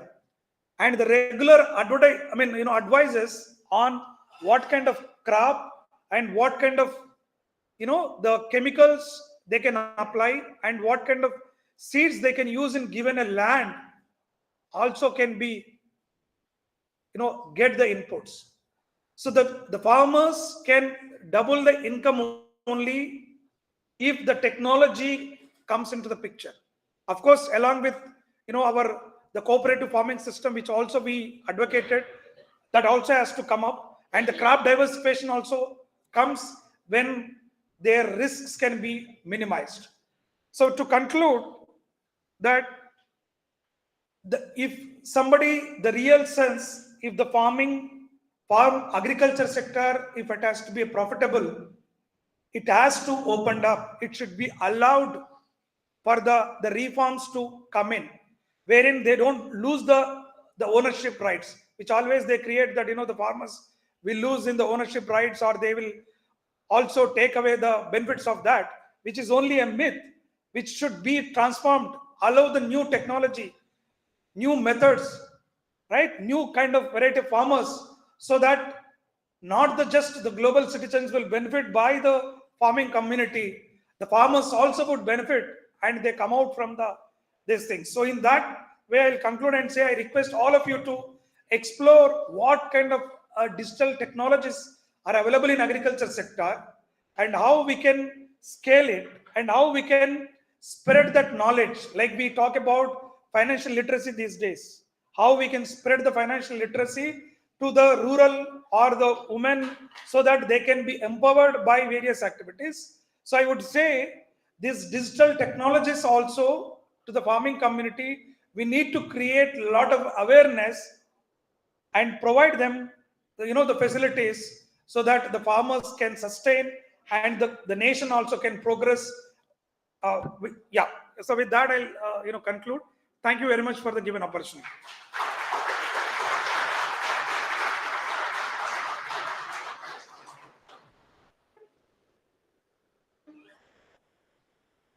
Thank you very much, sir. Thank you. It was indeed very important things you told us about the digital technologies we have in agriculture sector. And definitely, yes, we need to explore more. And yes, digital technologies is the future. That's what is going to take us forward. And so now I request Professor Rajesh Jahangir to please come and felicitate the guests. Professor Rajesh Jahangir, the convener, and all the organizers and members can come, and we can felicitate the guests, please.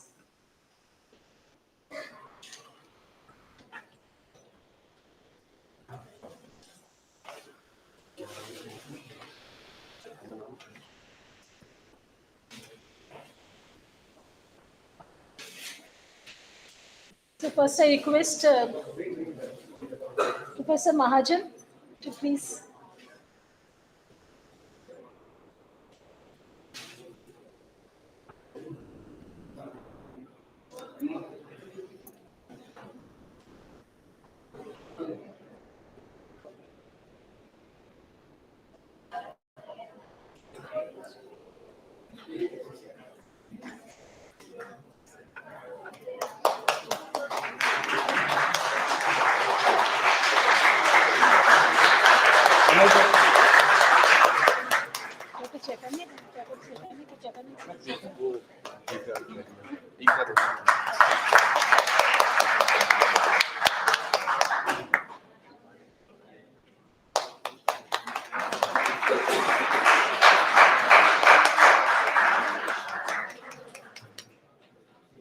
Thank you very much, sir. Thank you very much. Thank you very much.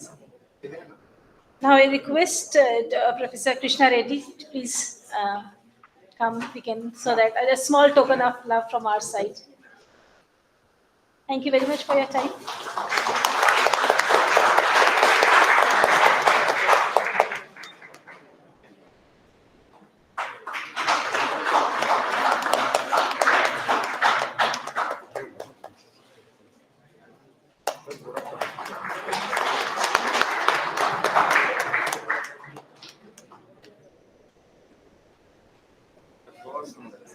Thank you very much. Thank you, sir. Thank you very much. So now we need a tea break. So I can see we need to have a small break. So let's take a break of 15 minutes for tea and then we'll start the next session. Just a 15-minute break for tea. All are requested to come join us for a cup of tea, please.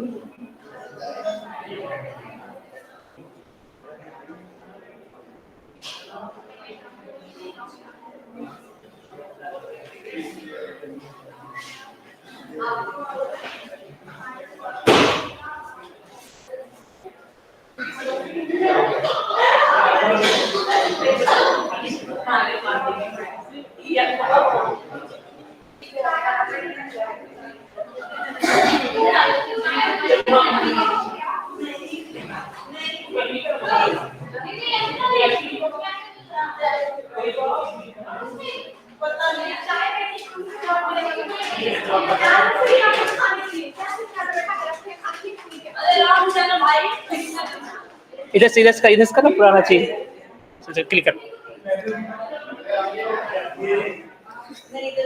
इधर से किधर से मिले यार, जल्दी लोग आ जाएंगे। Camera भी लगी हुई है।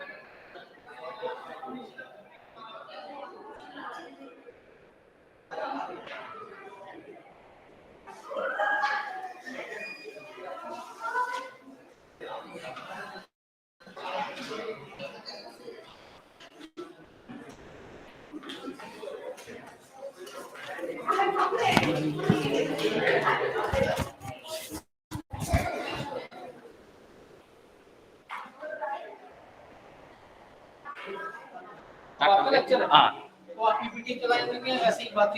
वो पूछना पड़ता है एक्सपर्ट को। मैं मॉडरेटर हूँ। अच्छा,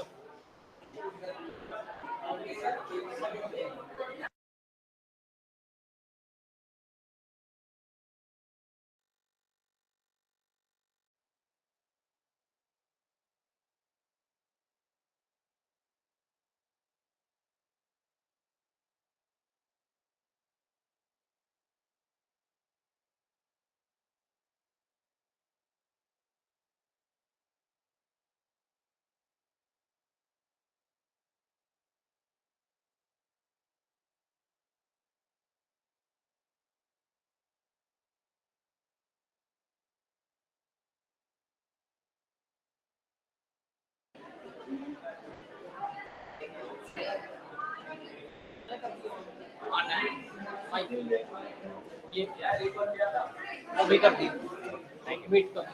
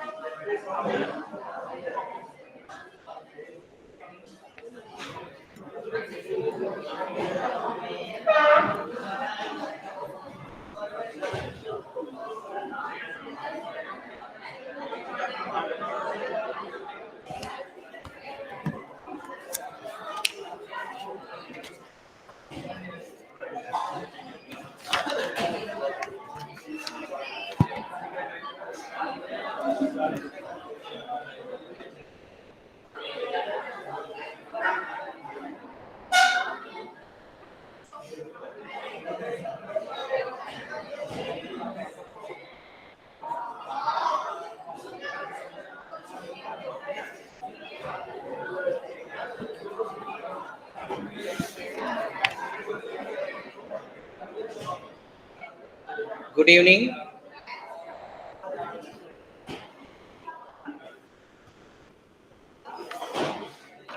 A warm welcome, one and all present here. It's my privilege to welcome Professor Sudarshan C. Panigri on this theme, Indian Education System and Future Reforms. I would like to start this theme with a kural. கற்றோர் எல்லாம் கண்ணுடையார், கல்லாதோர் முகத்திரண்டு பொன்னுடையார். It was a kural in by Thiruvalluvar. Those கற்றோர் எல்லாம் கண்ணுடையார், கல்லாதோர் முகத்திரண்டு பொன்னுடையார். Let me tell in English. Those who are educated or learned, they all have eyes, and those who did not, they have two wounds in their face. That is not eyes. The eyes which we have become very useful, beneficial, and important for us to differentiate what we see based on our education. So the theme of this session is Indian education system and future reform. So I'll welcome the first speaker of this theme, Dr. Sudarshan C. Panigri. It's my privilege to introduce him. He has completed his PhD in education, and he is now professor and coordinator, Faculty of Education and Psychology, MS Baroda University, Vadodara. He has a long teaching experience, more than 35 years. His area of specialization, sociology of education, qualitative research, constructivism, and metacognition, and teacher education. He has produced more than 10 PhD degrees, and 5 PhD is ongoing. He has published 5 books and published 75 research articles in reputed journals. He has completed 4 major research projects and 2 minor research projects, and 6 projects are ongoing. He has been awarded as a best speaker, All India Educational Declamation Contest, 1981. It's our honor to have Professor Sudarshan Panigri sir with us. So welcome you, sir. Please.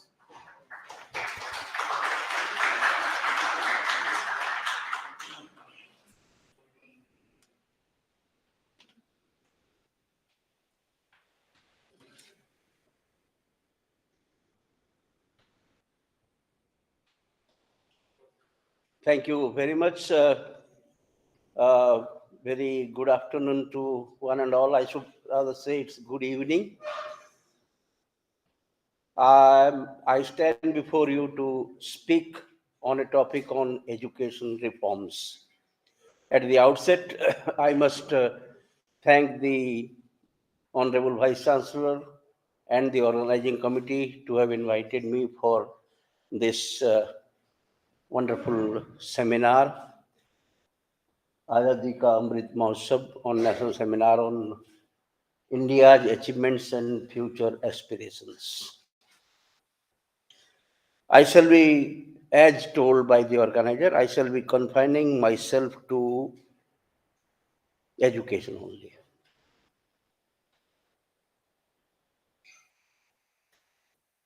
अभी तक हम सुबह से ये सुन रहे थे, या सुन रहे हैं और सुनते भी रहेंगे, कि जो NEP 2020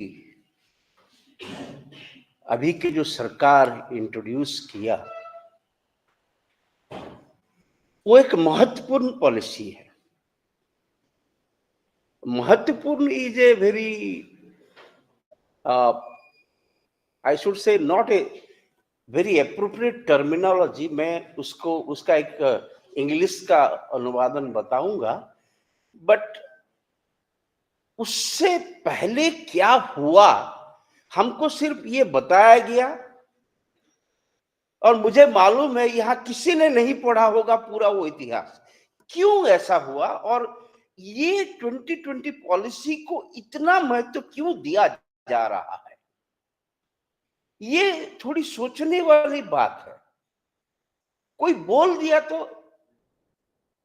सुन के, सुबह कोई जैसे बात कर रहे थे प्रोफेसर अग्निहोत्री, कन्फर्मेटरी मत बनो। हमने बोल दिया क्योंकि टीचर हूं और teacher can not be wrong, तो मैंने कह दिया, आपने सुन लिया और मान भी लिया। नहीं, आप उसके पीछे का राज पता करो कि क्या वजह है, क्यों ऐसे हुआ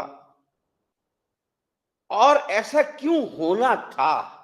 ये होना भी था। देखिए, ये परिस्थिति का ऐसा वातावरण था कि ये यही ही होना था। उस वक्त ये दिमाग में इतना किसी का आइडिया नहीं आया कि कोई इस प्रकार का नया चीज सोचेंगे। पहली बार जब ये पॉलिसी आया, उसमें एक बड़ा कैच वर्ड था, वो शायद आई डोंट नो कितने लोगों ने वो देखा होगा, Bharat centric education, India centric education. पहले पहले जब आया तो लोग बोलते थे कि ये इंडिया सेंट्रिक एजुकेशन क्या है। इससे पहले भी तो एजुकेशन सिस्टम था, बट ये जो इंडिया सेंट्रिक एजुकेशन, इसके पीछे भी एक बहुत बड़ा सा इतिहास है। And therefore let me begin by saying this century has witnessed a revival of education in general and higher education in particular. And this revival has taken place primarily in three areas. A, expansion of the system. B, quality improvement. And C, enhanced relevance. Expansion of the system, quality improvement, and enhancement of relevance. Now, in order to elaborate these three things, I have used labyrinth as a metaphor in my talk. मैंने वो organiser जब मेरे को message किए तो मैंने title दिया Indian education system reforms, a path through the labyrinth. Labyrinth is a metaphor that I have used in my presentation. I will explain it. And therefore, there are three parts in my talk. Part one, I shall try to explain why and how I have used labyrinth as a metaphor and how metaphor is used in our educational discourse. That's part one. Part two, I will try to map out the entire labyrinth starting from ancient education system to till 2020. And part three of my lecture, I'll be highlighting the significant 2-3 points of this 2020. 2020 policy itself has covered many things, but mainly from education point of view, I shall be covering a few points. And my sincere request, आज सुबह भी ये बताया गया, ये कोई ज्यादा बड़ा नहीं, 61 या 62 पेज का डॉक्यूमेंट है। मेरी आप सबसे गुजारिश है, एक बार पढ़ लिया करो।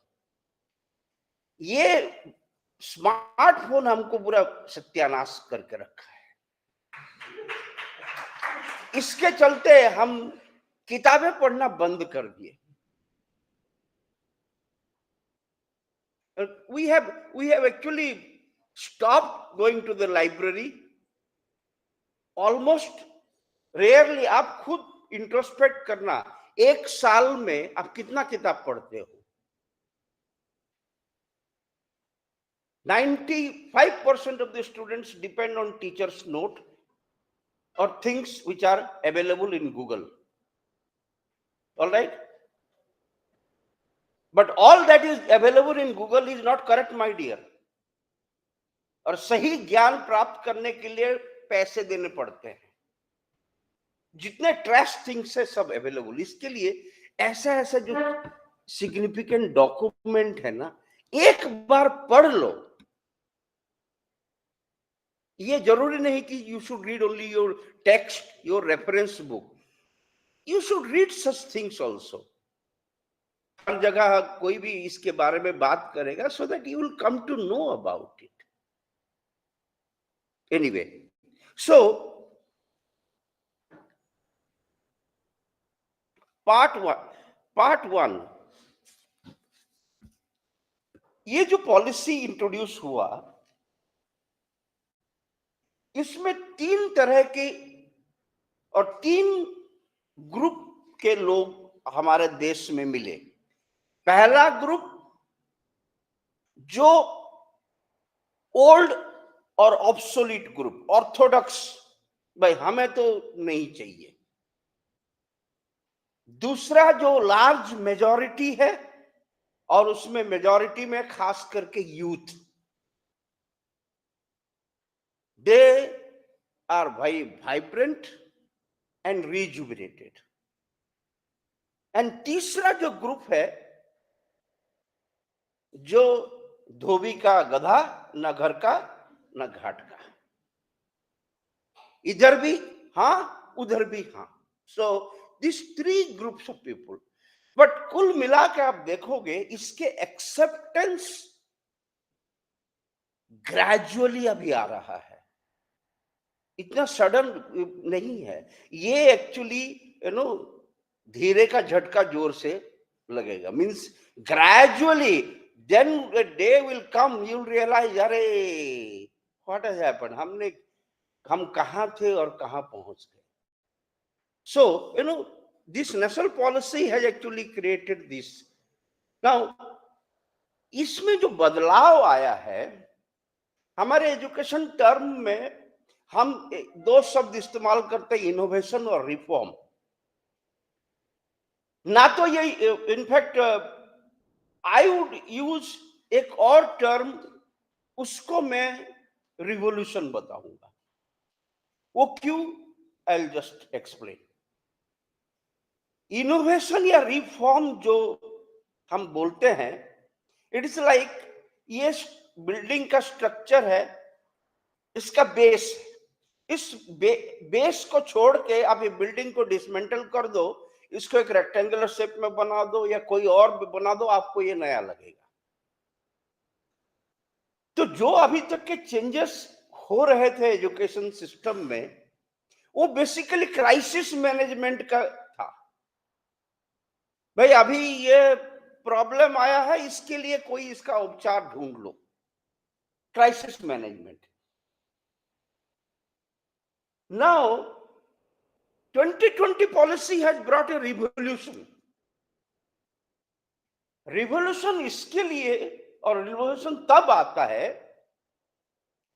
जब आप उसके बेस को, उसके एजम्पशन को आप तोड़ के दूसरे सेट ऑफ एजम्पशंस आप सेट करोगे। आपको एक किताब रेफरेंस देता हूं पढ़ना, Thomas Coons, the structure of scientific revolutions, ये 60s में पब्लिश हुआ है, and it is a reference book for all students. I am telling कि हम जो सेमिनार में बोलते हैं ना, आप देखना, oh what Panigrahi is saying is wrong, I don't agree. Usually आप सेमिनार में ऐसे सुनेंगे, ऐसा कभी नहीं बोलना, क्योंकि सोशल साइंस में there is nothing right, there is nothing wrong, it's a question of interpretation. और आपको अगर किसी का बात को काटने का है, तो आप उसके बेसिक एजम्पशन को ढूंढो, और वो जब उसको हिलाओगे तब मालूम पड़ेगा, yes, whose logic is right. So this 2020 actually policy, in my opinion, is a revolution, because इसने हमारे जो बेसिक एजम्पशन अभी तक के चले आ रहे थे एजुकेशन का, क्या कि एजुकेशन इज ए प्रोसेस, और the function of education are a preservation of culture, B transmission of culture, and C reproduction of culture. Now this 2020 policy इसको ब्रेक किया, preservation of culture accepted, transmission of culture accepted, but instead of reproduction, it is reinterpretation of culture. तो जो हमारे traditional values हम जो पुरुषार्थ बोल के पढ़ते थे, स्टूडेंट्स ऑफ एजुकेशन ज्यादा पता होगा, धर्म, अर्थ, काम एंड मोक्ष, ये जिस कॉन्टेक्स्ट में ये धर्म, अर्थ, काम एंड मोक्ष हुआ था, उस कॉन्टेक्स्ट से आप अभी के कॉन्टेक्स्ट में जब तक आप उसको इंटरप्रेट नहीं करोगे, आप ऑब्सोलेट रह जाओगे। सो 2020 पॉलिसी ये काम किया है। सो पहला, इसका बेसिक एजम्पशन को दूसरा, ये एक मेजर रिवॉल्यूशन इसके लिए है कि हमारे जो देश के जो सोशियो कल्चरल सेटअप है वो बिल्कुल पूरा चेंज हो गया है, and that is because of your globalisation and digitalisation. अभी लोगों के actually the whole thinking has undergone change because of globalization and digitalization, and therefore I call it actually a revolution. Now, when you are in the process of bringing out a revolution, you need to reconceptualize the whole socio-cultural setup. आप वही पुराने चीज में अगर काम करने बैठेंगे तो आप आगे नहीं, you cannot actually grow out of it. So you need to actually reconceptualize. So here while reconceptualizing, actually, I have used this metaphor of labyrinth. Now metaphor क्या है, हिंदी में उसको अनुवाद करने से रूपक। सो ये एक फिगर ऑफ स्पीच है जो किसी ऑब्जेक्ट या एक्शन के बारे में बताता है जिसका लिटरल मीनिंग अलग होता है, लेकिन ये हमें मदद करता है कंपेयर करने के लिए और मजबूर करता है सोचने के लिए। व्यंग, जैसे एक टीचर के बारे में यूजुअली मैं एक व्यंग बोलता हूं, ही हु कैन डज, ध्यान से सुनना, he who can does, he who cannot teaches, he who cannot teaches, he who cannot teach teaches teachers, he who cannot teach teaches teachers, and he who cannot teach teachers becomes an educational philosopher.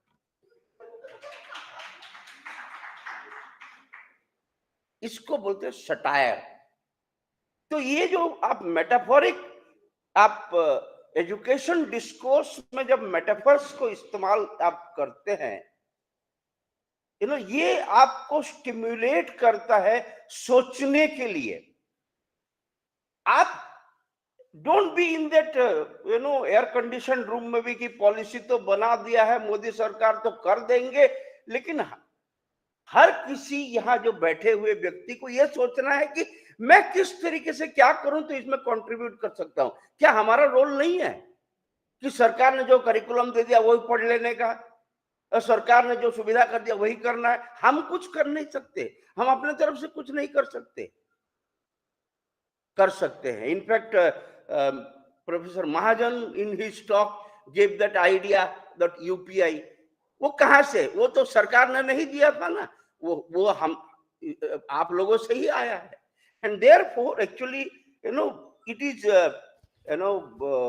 जब आप metaphoric use में जाते हैं तो आपको थोड़ा सा एक नया सोच मिलता है।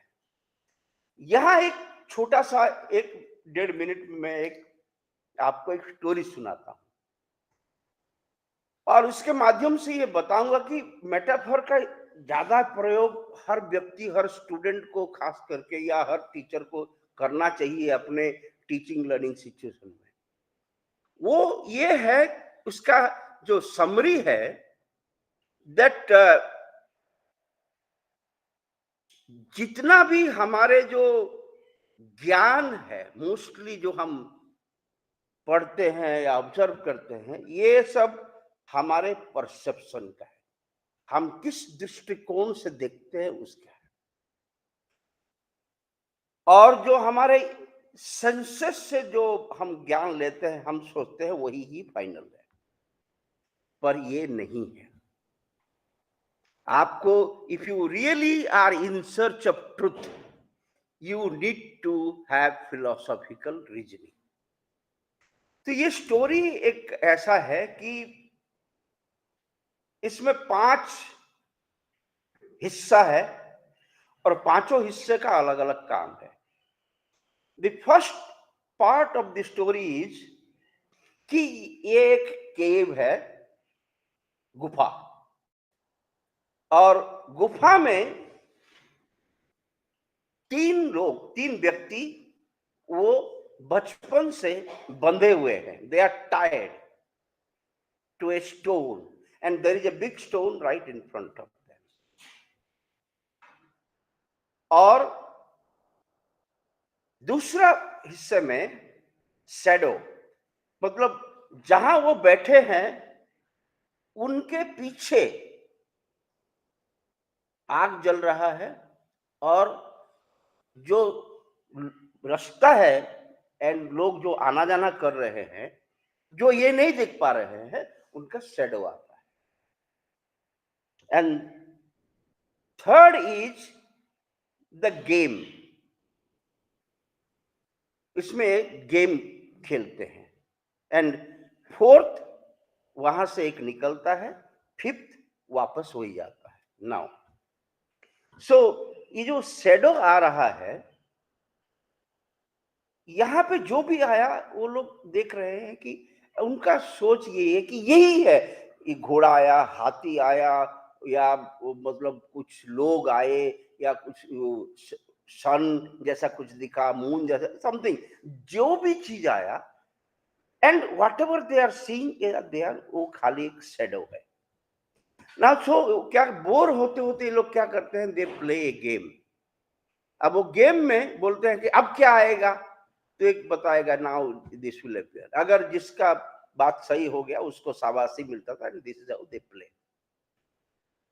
इस दौरान एक व्यक्ति वहां से आ जाता है, निकल जाता है, एंड निकल के वो जैसे बाहर देखता है, बोलता है sun looks like this, human beings are like this, a donkey is like this, you know, because he has never seen, all that he has seen is shadow, and the sensory perception that he is observing, they are truth.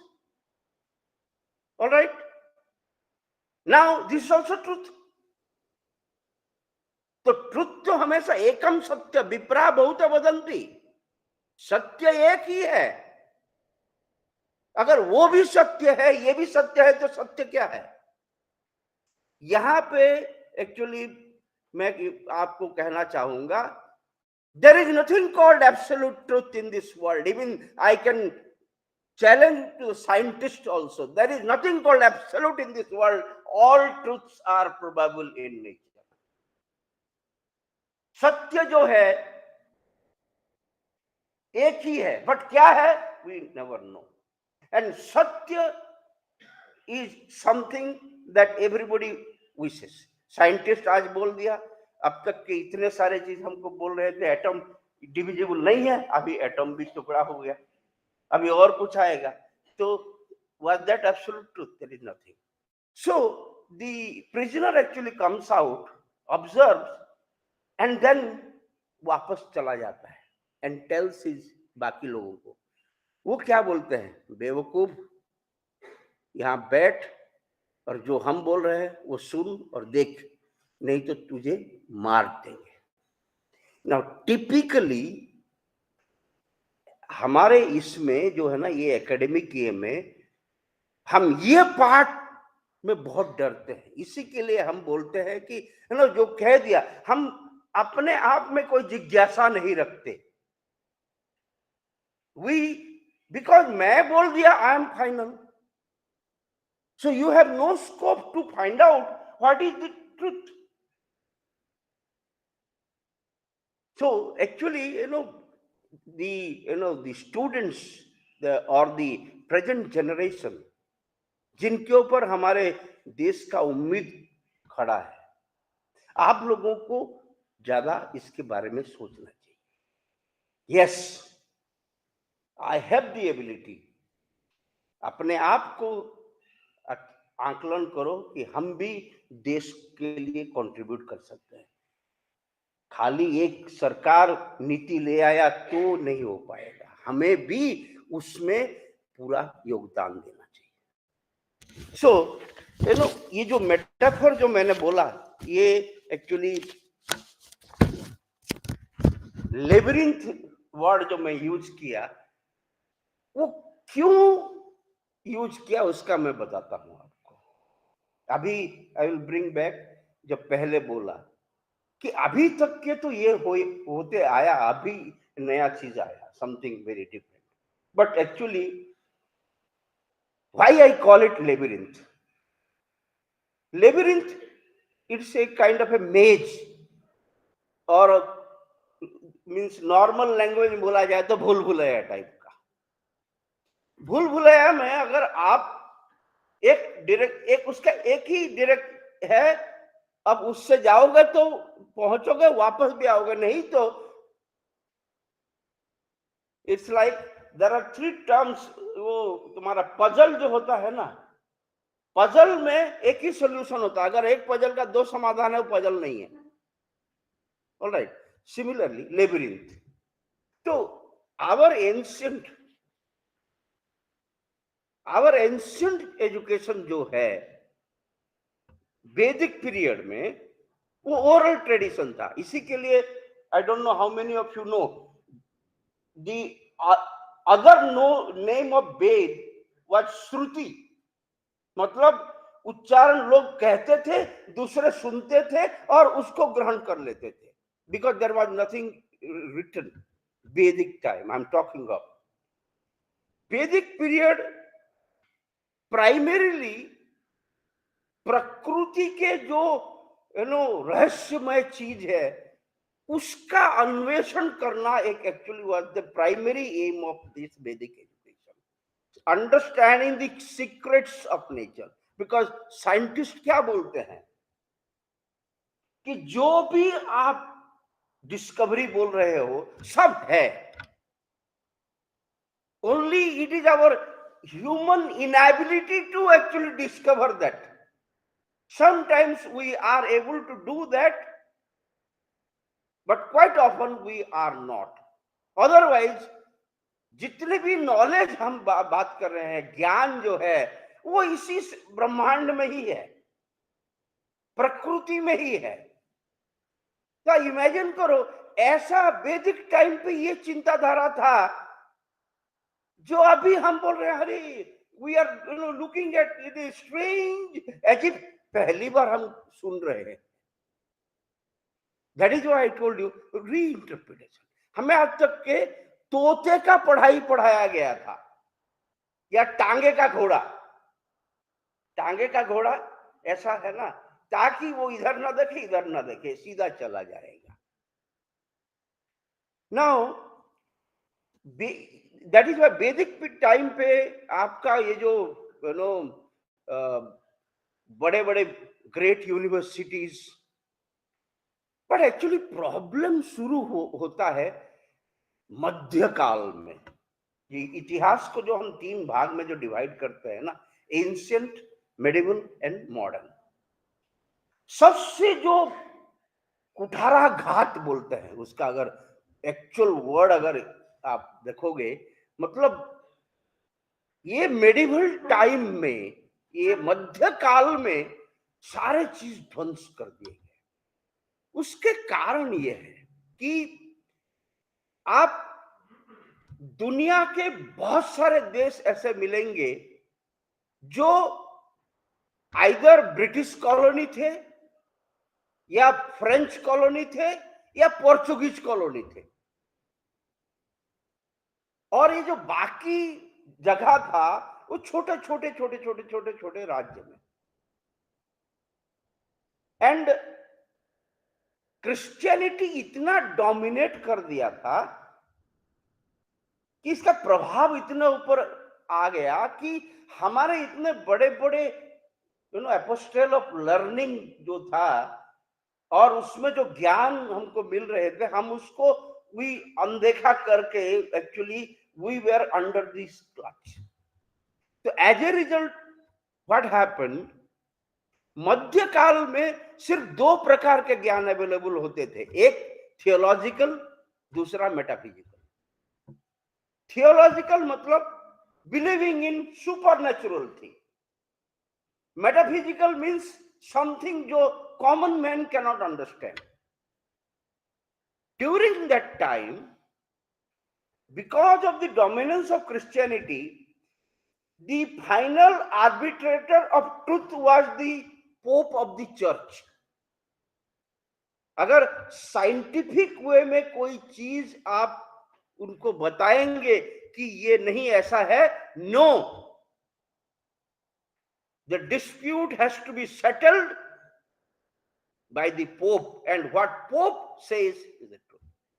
So even though science उस वक्त भी था मध्यकाल में, science was primarily used to serve religion, and that is why हम actually we all diverted towards other direction rather than to our traditional old ancient education. Now from there actually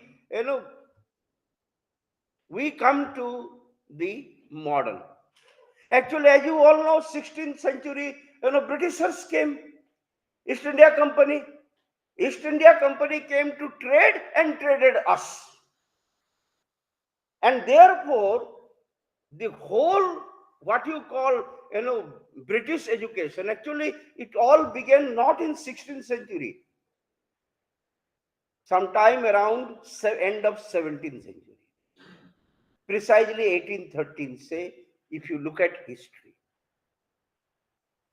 And those days that the debate was primarily concentrating on two, whether to provide Oriental education or Anglicized education, Anglican. Now Oriental because of the influence of our traditional universities, which had very high esteem, very high regard, but they were all sidelined once, first by the Christianity and second by the Britishers. And that is how you all know English education also started by Macaulay sometime in 31 or 35, and we attained independence. Now in that, please recall, मैंने क्या कहा कि हमने changes लाए, base remaining same, हम system वही, we kept the same system base and brought some minor changes, and that is why पहला problem हमको देश स्वाधीन होने के कम से कम भी 15-17 साल के बाद याद आया कि हमारे देश के लिए भी कुछ एजुकेशन पॉलिसी होना चाहिए। इसी के लिए 1968 में पहला पॉलिसी आया। उसके बाद कुछ गुजर गए, फिर बीच में एक और आया था, वो आप लोगों को पता नहीं होगा, when prime minister Morarji, late Morarji bhai Desai was the prime minister, उस दौरान ड्राफ्ट हो गया था, but the government could not continue and therefore the policy was not actually implemented. बाद में एक्चुअली 1986 पॉलिसी आया। Now in this you will find 1968 policy में क्या था, न scientific and technological advancement, other aspect जो देखोगे कोई डेवलपमेंट नहीं, ना सोशल एस्पेक्ट, ना cultural aspects, only scientific and technological, as if we can survive only with science and technology, neglecting others. Then actually 86 policy ने क्या किया, थोड़ा बहुत again crisis management, total, bringing a uniform system, because those days uniformity was not there,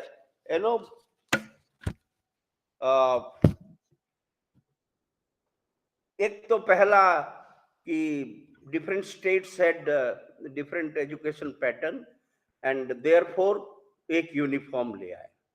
But there were some very disturbing things, that 86 policy had, and that is एक idea all round development. ये हम actually किसी student को पूछो what is education, all round development of child body mind and spirit, हर कोई विद्यार्थी ये डेफिनेशन दे देगा. पर कैसे body mind and spirit, how can this all round development be taken? This you will find meaning in 2020 policy. आपका yoga education, art education, criticism हुआ था, ये क्या योगा शुरू कर दिया क्लास में. How can you then train the mind of a child? Healthy mind can think in a healthy manner. वो तुम फिलोसॉफिकली बोल रहे हो, but how can you prepare a healthy mind? You need to bring those kinds of thing.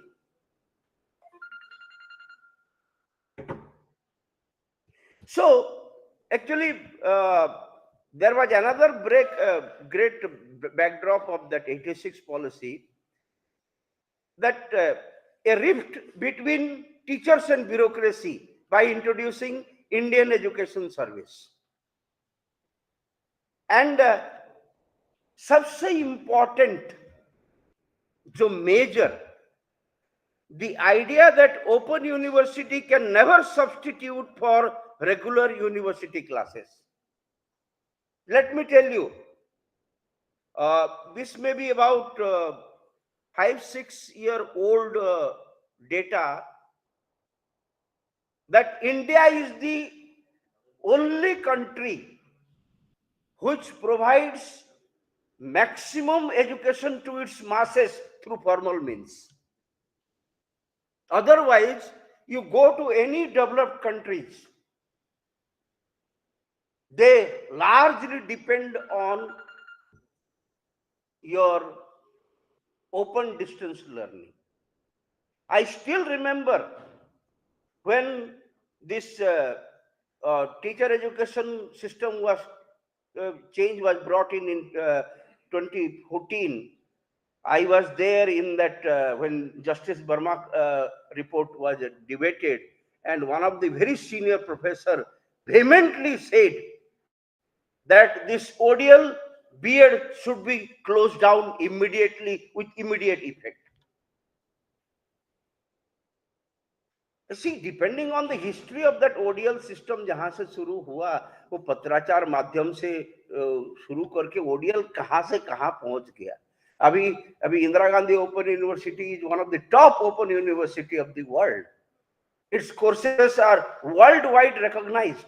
And in 2020 policy, it is said that maximum importance should be given to your open distance learning, because it is practically not feasible for a vast country like India with such diversity to provide formal education to its masses. So, these were the drawbacks. And there were many which I will not tell. I will now come lastly in 1 or 2 minutes time to the last part of my talk. As I told all of you, that if I start speaking about 2020 policy, a day is also not sufficient, and there is no need. And as I confine my talk to those 3 aspects, that is expansion, quality improvement, and enhancing their relevance. Now, for that, what significant things this 2020 policy has taken? There is a shift from content-driven curriculum to applied learning, and that is by accepting outcome-based education. Now, outcome-based education ये कहता है कि not only the possession of required knowledge and skills at the time of leaving a particular program, but the students shall be able to demonstrate its applicability. It is only then you can say the desired learning has taken place. पहले क्या होता था कि we set objectives and we see whether the objectives have been achieved. Now we don't talk about objectives, we talk of outcomes. Outcomes not only in terms of knowledge, possession of knowledge and skills, but its application. And assessment, a holistic assessment, assessment for learning, assessment of learning, and assessment as learning. And another thing, experiential learning through vocational skills and 21st century skills. इसमें एक reference मैं आपको बताता हूं. Please put transversal skills, UNESCO transversal skills. ये जो 21st century skills के बारे में बात कर रहे हैं आप, UNESCO transversal skills. Transversal skills are skills that are to be acquired by individuals irrespective of any discipline or any vocation. That means a skill that is acquired can be automatically transmitted to other areas. In fact, UNESCO इसके ऊपर बहुत काम किया है, and there are about 38 or 37 transversal skills and competencies. They have been clubbed under 6 major categories. उसका एक बहुत बढ़िया diagram है, and then skills. आप, whether you talk of social skills, whether you talk of 21st century skills, or whether you talk of life skills, कोई भी नाम ले लो आप उसको आपको वहां मिलेगा. So though the policy uses 21st century skills, but I am using the term transversal skills and competencies. ये बहुत जरूरी है. And autonomy to meet challenges, autonomy to the students, autonomy to the teachers. This is one important aspect that has been stated and it will be implemented. Accountability. Accountability, हम आज तक के teachers के बारे में बात कर रहे थे, बट अकाउंटेबिलिटी ऑफ स्टूडेंट्स. आपको अगर हम कोई चीज दे रहे हैं, nothing comes free. You are also accountable. ये नहीं कि मेरे पास है and I, no no no no. You accountability of both students and teachers.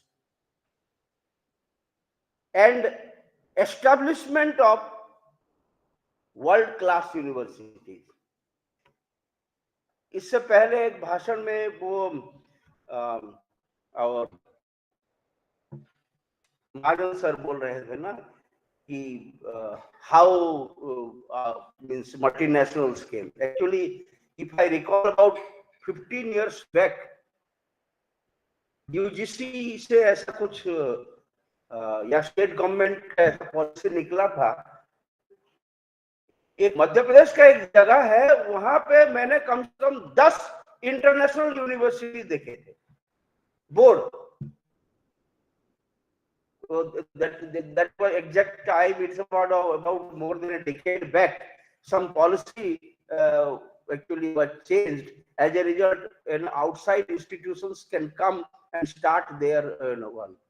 And I saw, because it's about 200 kilometers away from my home, So I saw almost every important places there is a big hoarding, so and so university, so and so university. No, but 2020 policy means this. And it has not allowed any and every university. In the ranking, if they come in the top 100, they will be permitted. So there will be a tough, actually, competition between the indigenous, means our own university setup, and the universities that will come from outside. And if there is a healthy competition, actually it depends on who provides better quality, and that will survive. And lastly, जो सबसे major चीज है, database of higher education. हम अभी तक के actually because of lack of database in higher education, we are not able to take many major policy decisions. Recently, in 2020, the present Vice Chancellor of NUPA had conducted a study, and actually it had concluded that the 2020 policy, which envisages gross enrollment ratio to increase from 26% to 50% by 2035, is possible.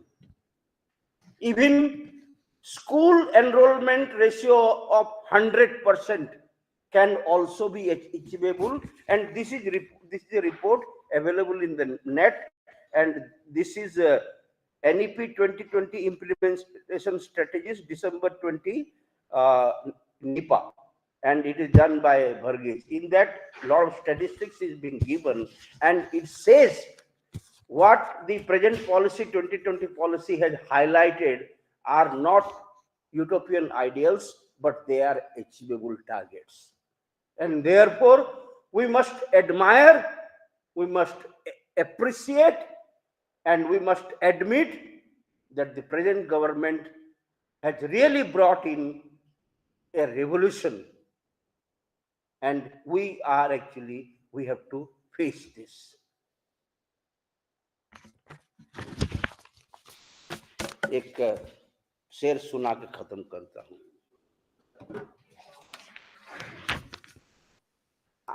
ये बहुत जरूरी है. आंधी से आंख मिलाओ, सैलाबों पर वार करो.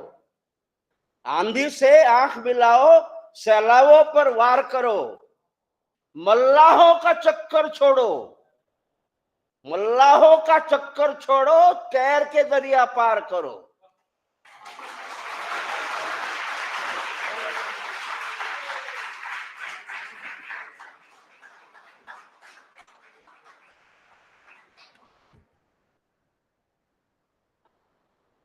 Thank you very much, sir. So you have gone deep in NEP 2022 and transformed our students' understanding about NEP.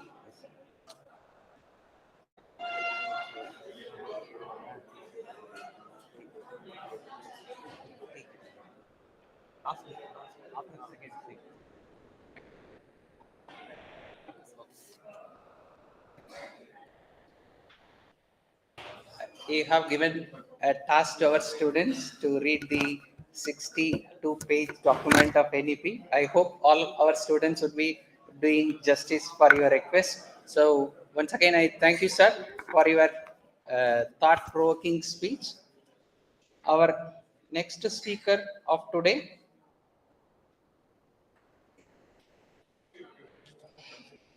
Professor Madhusudanan J.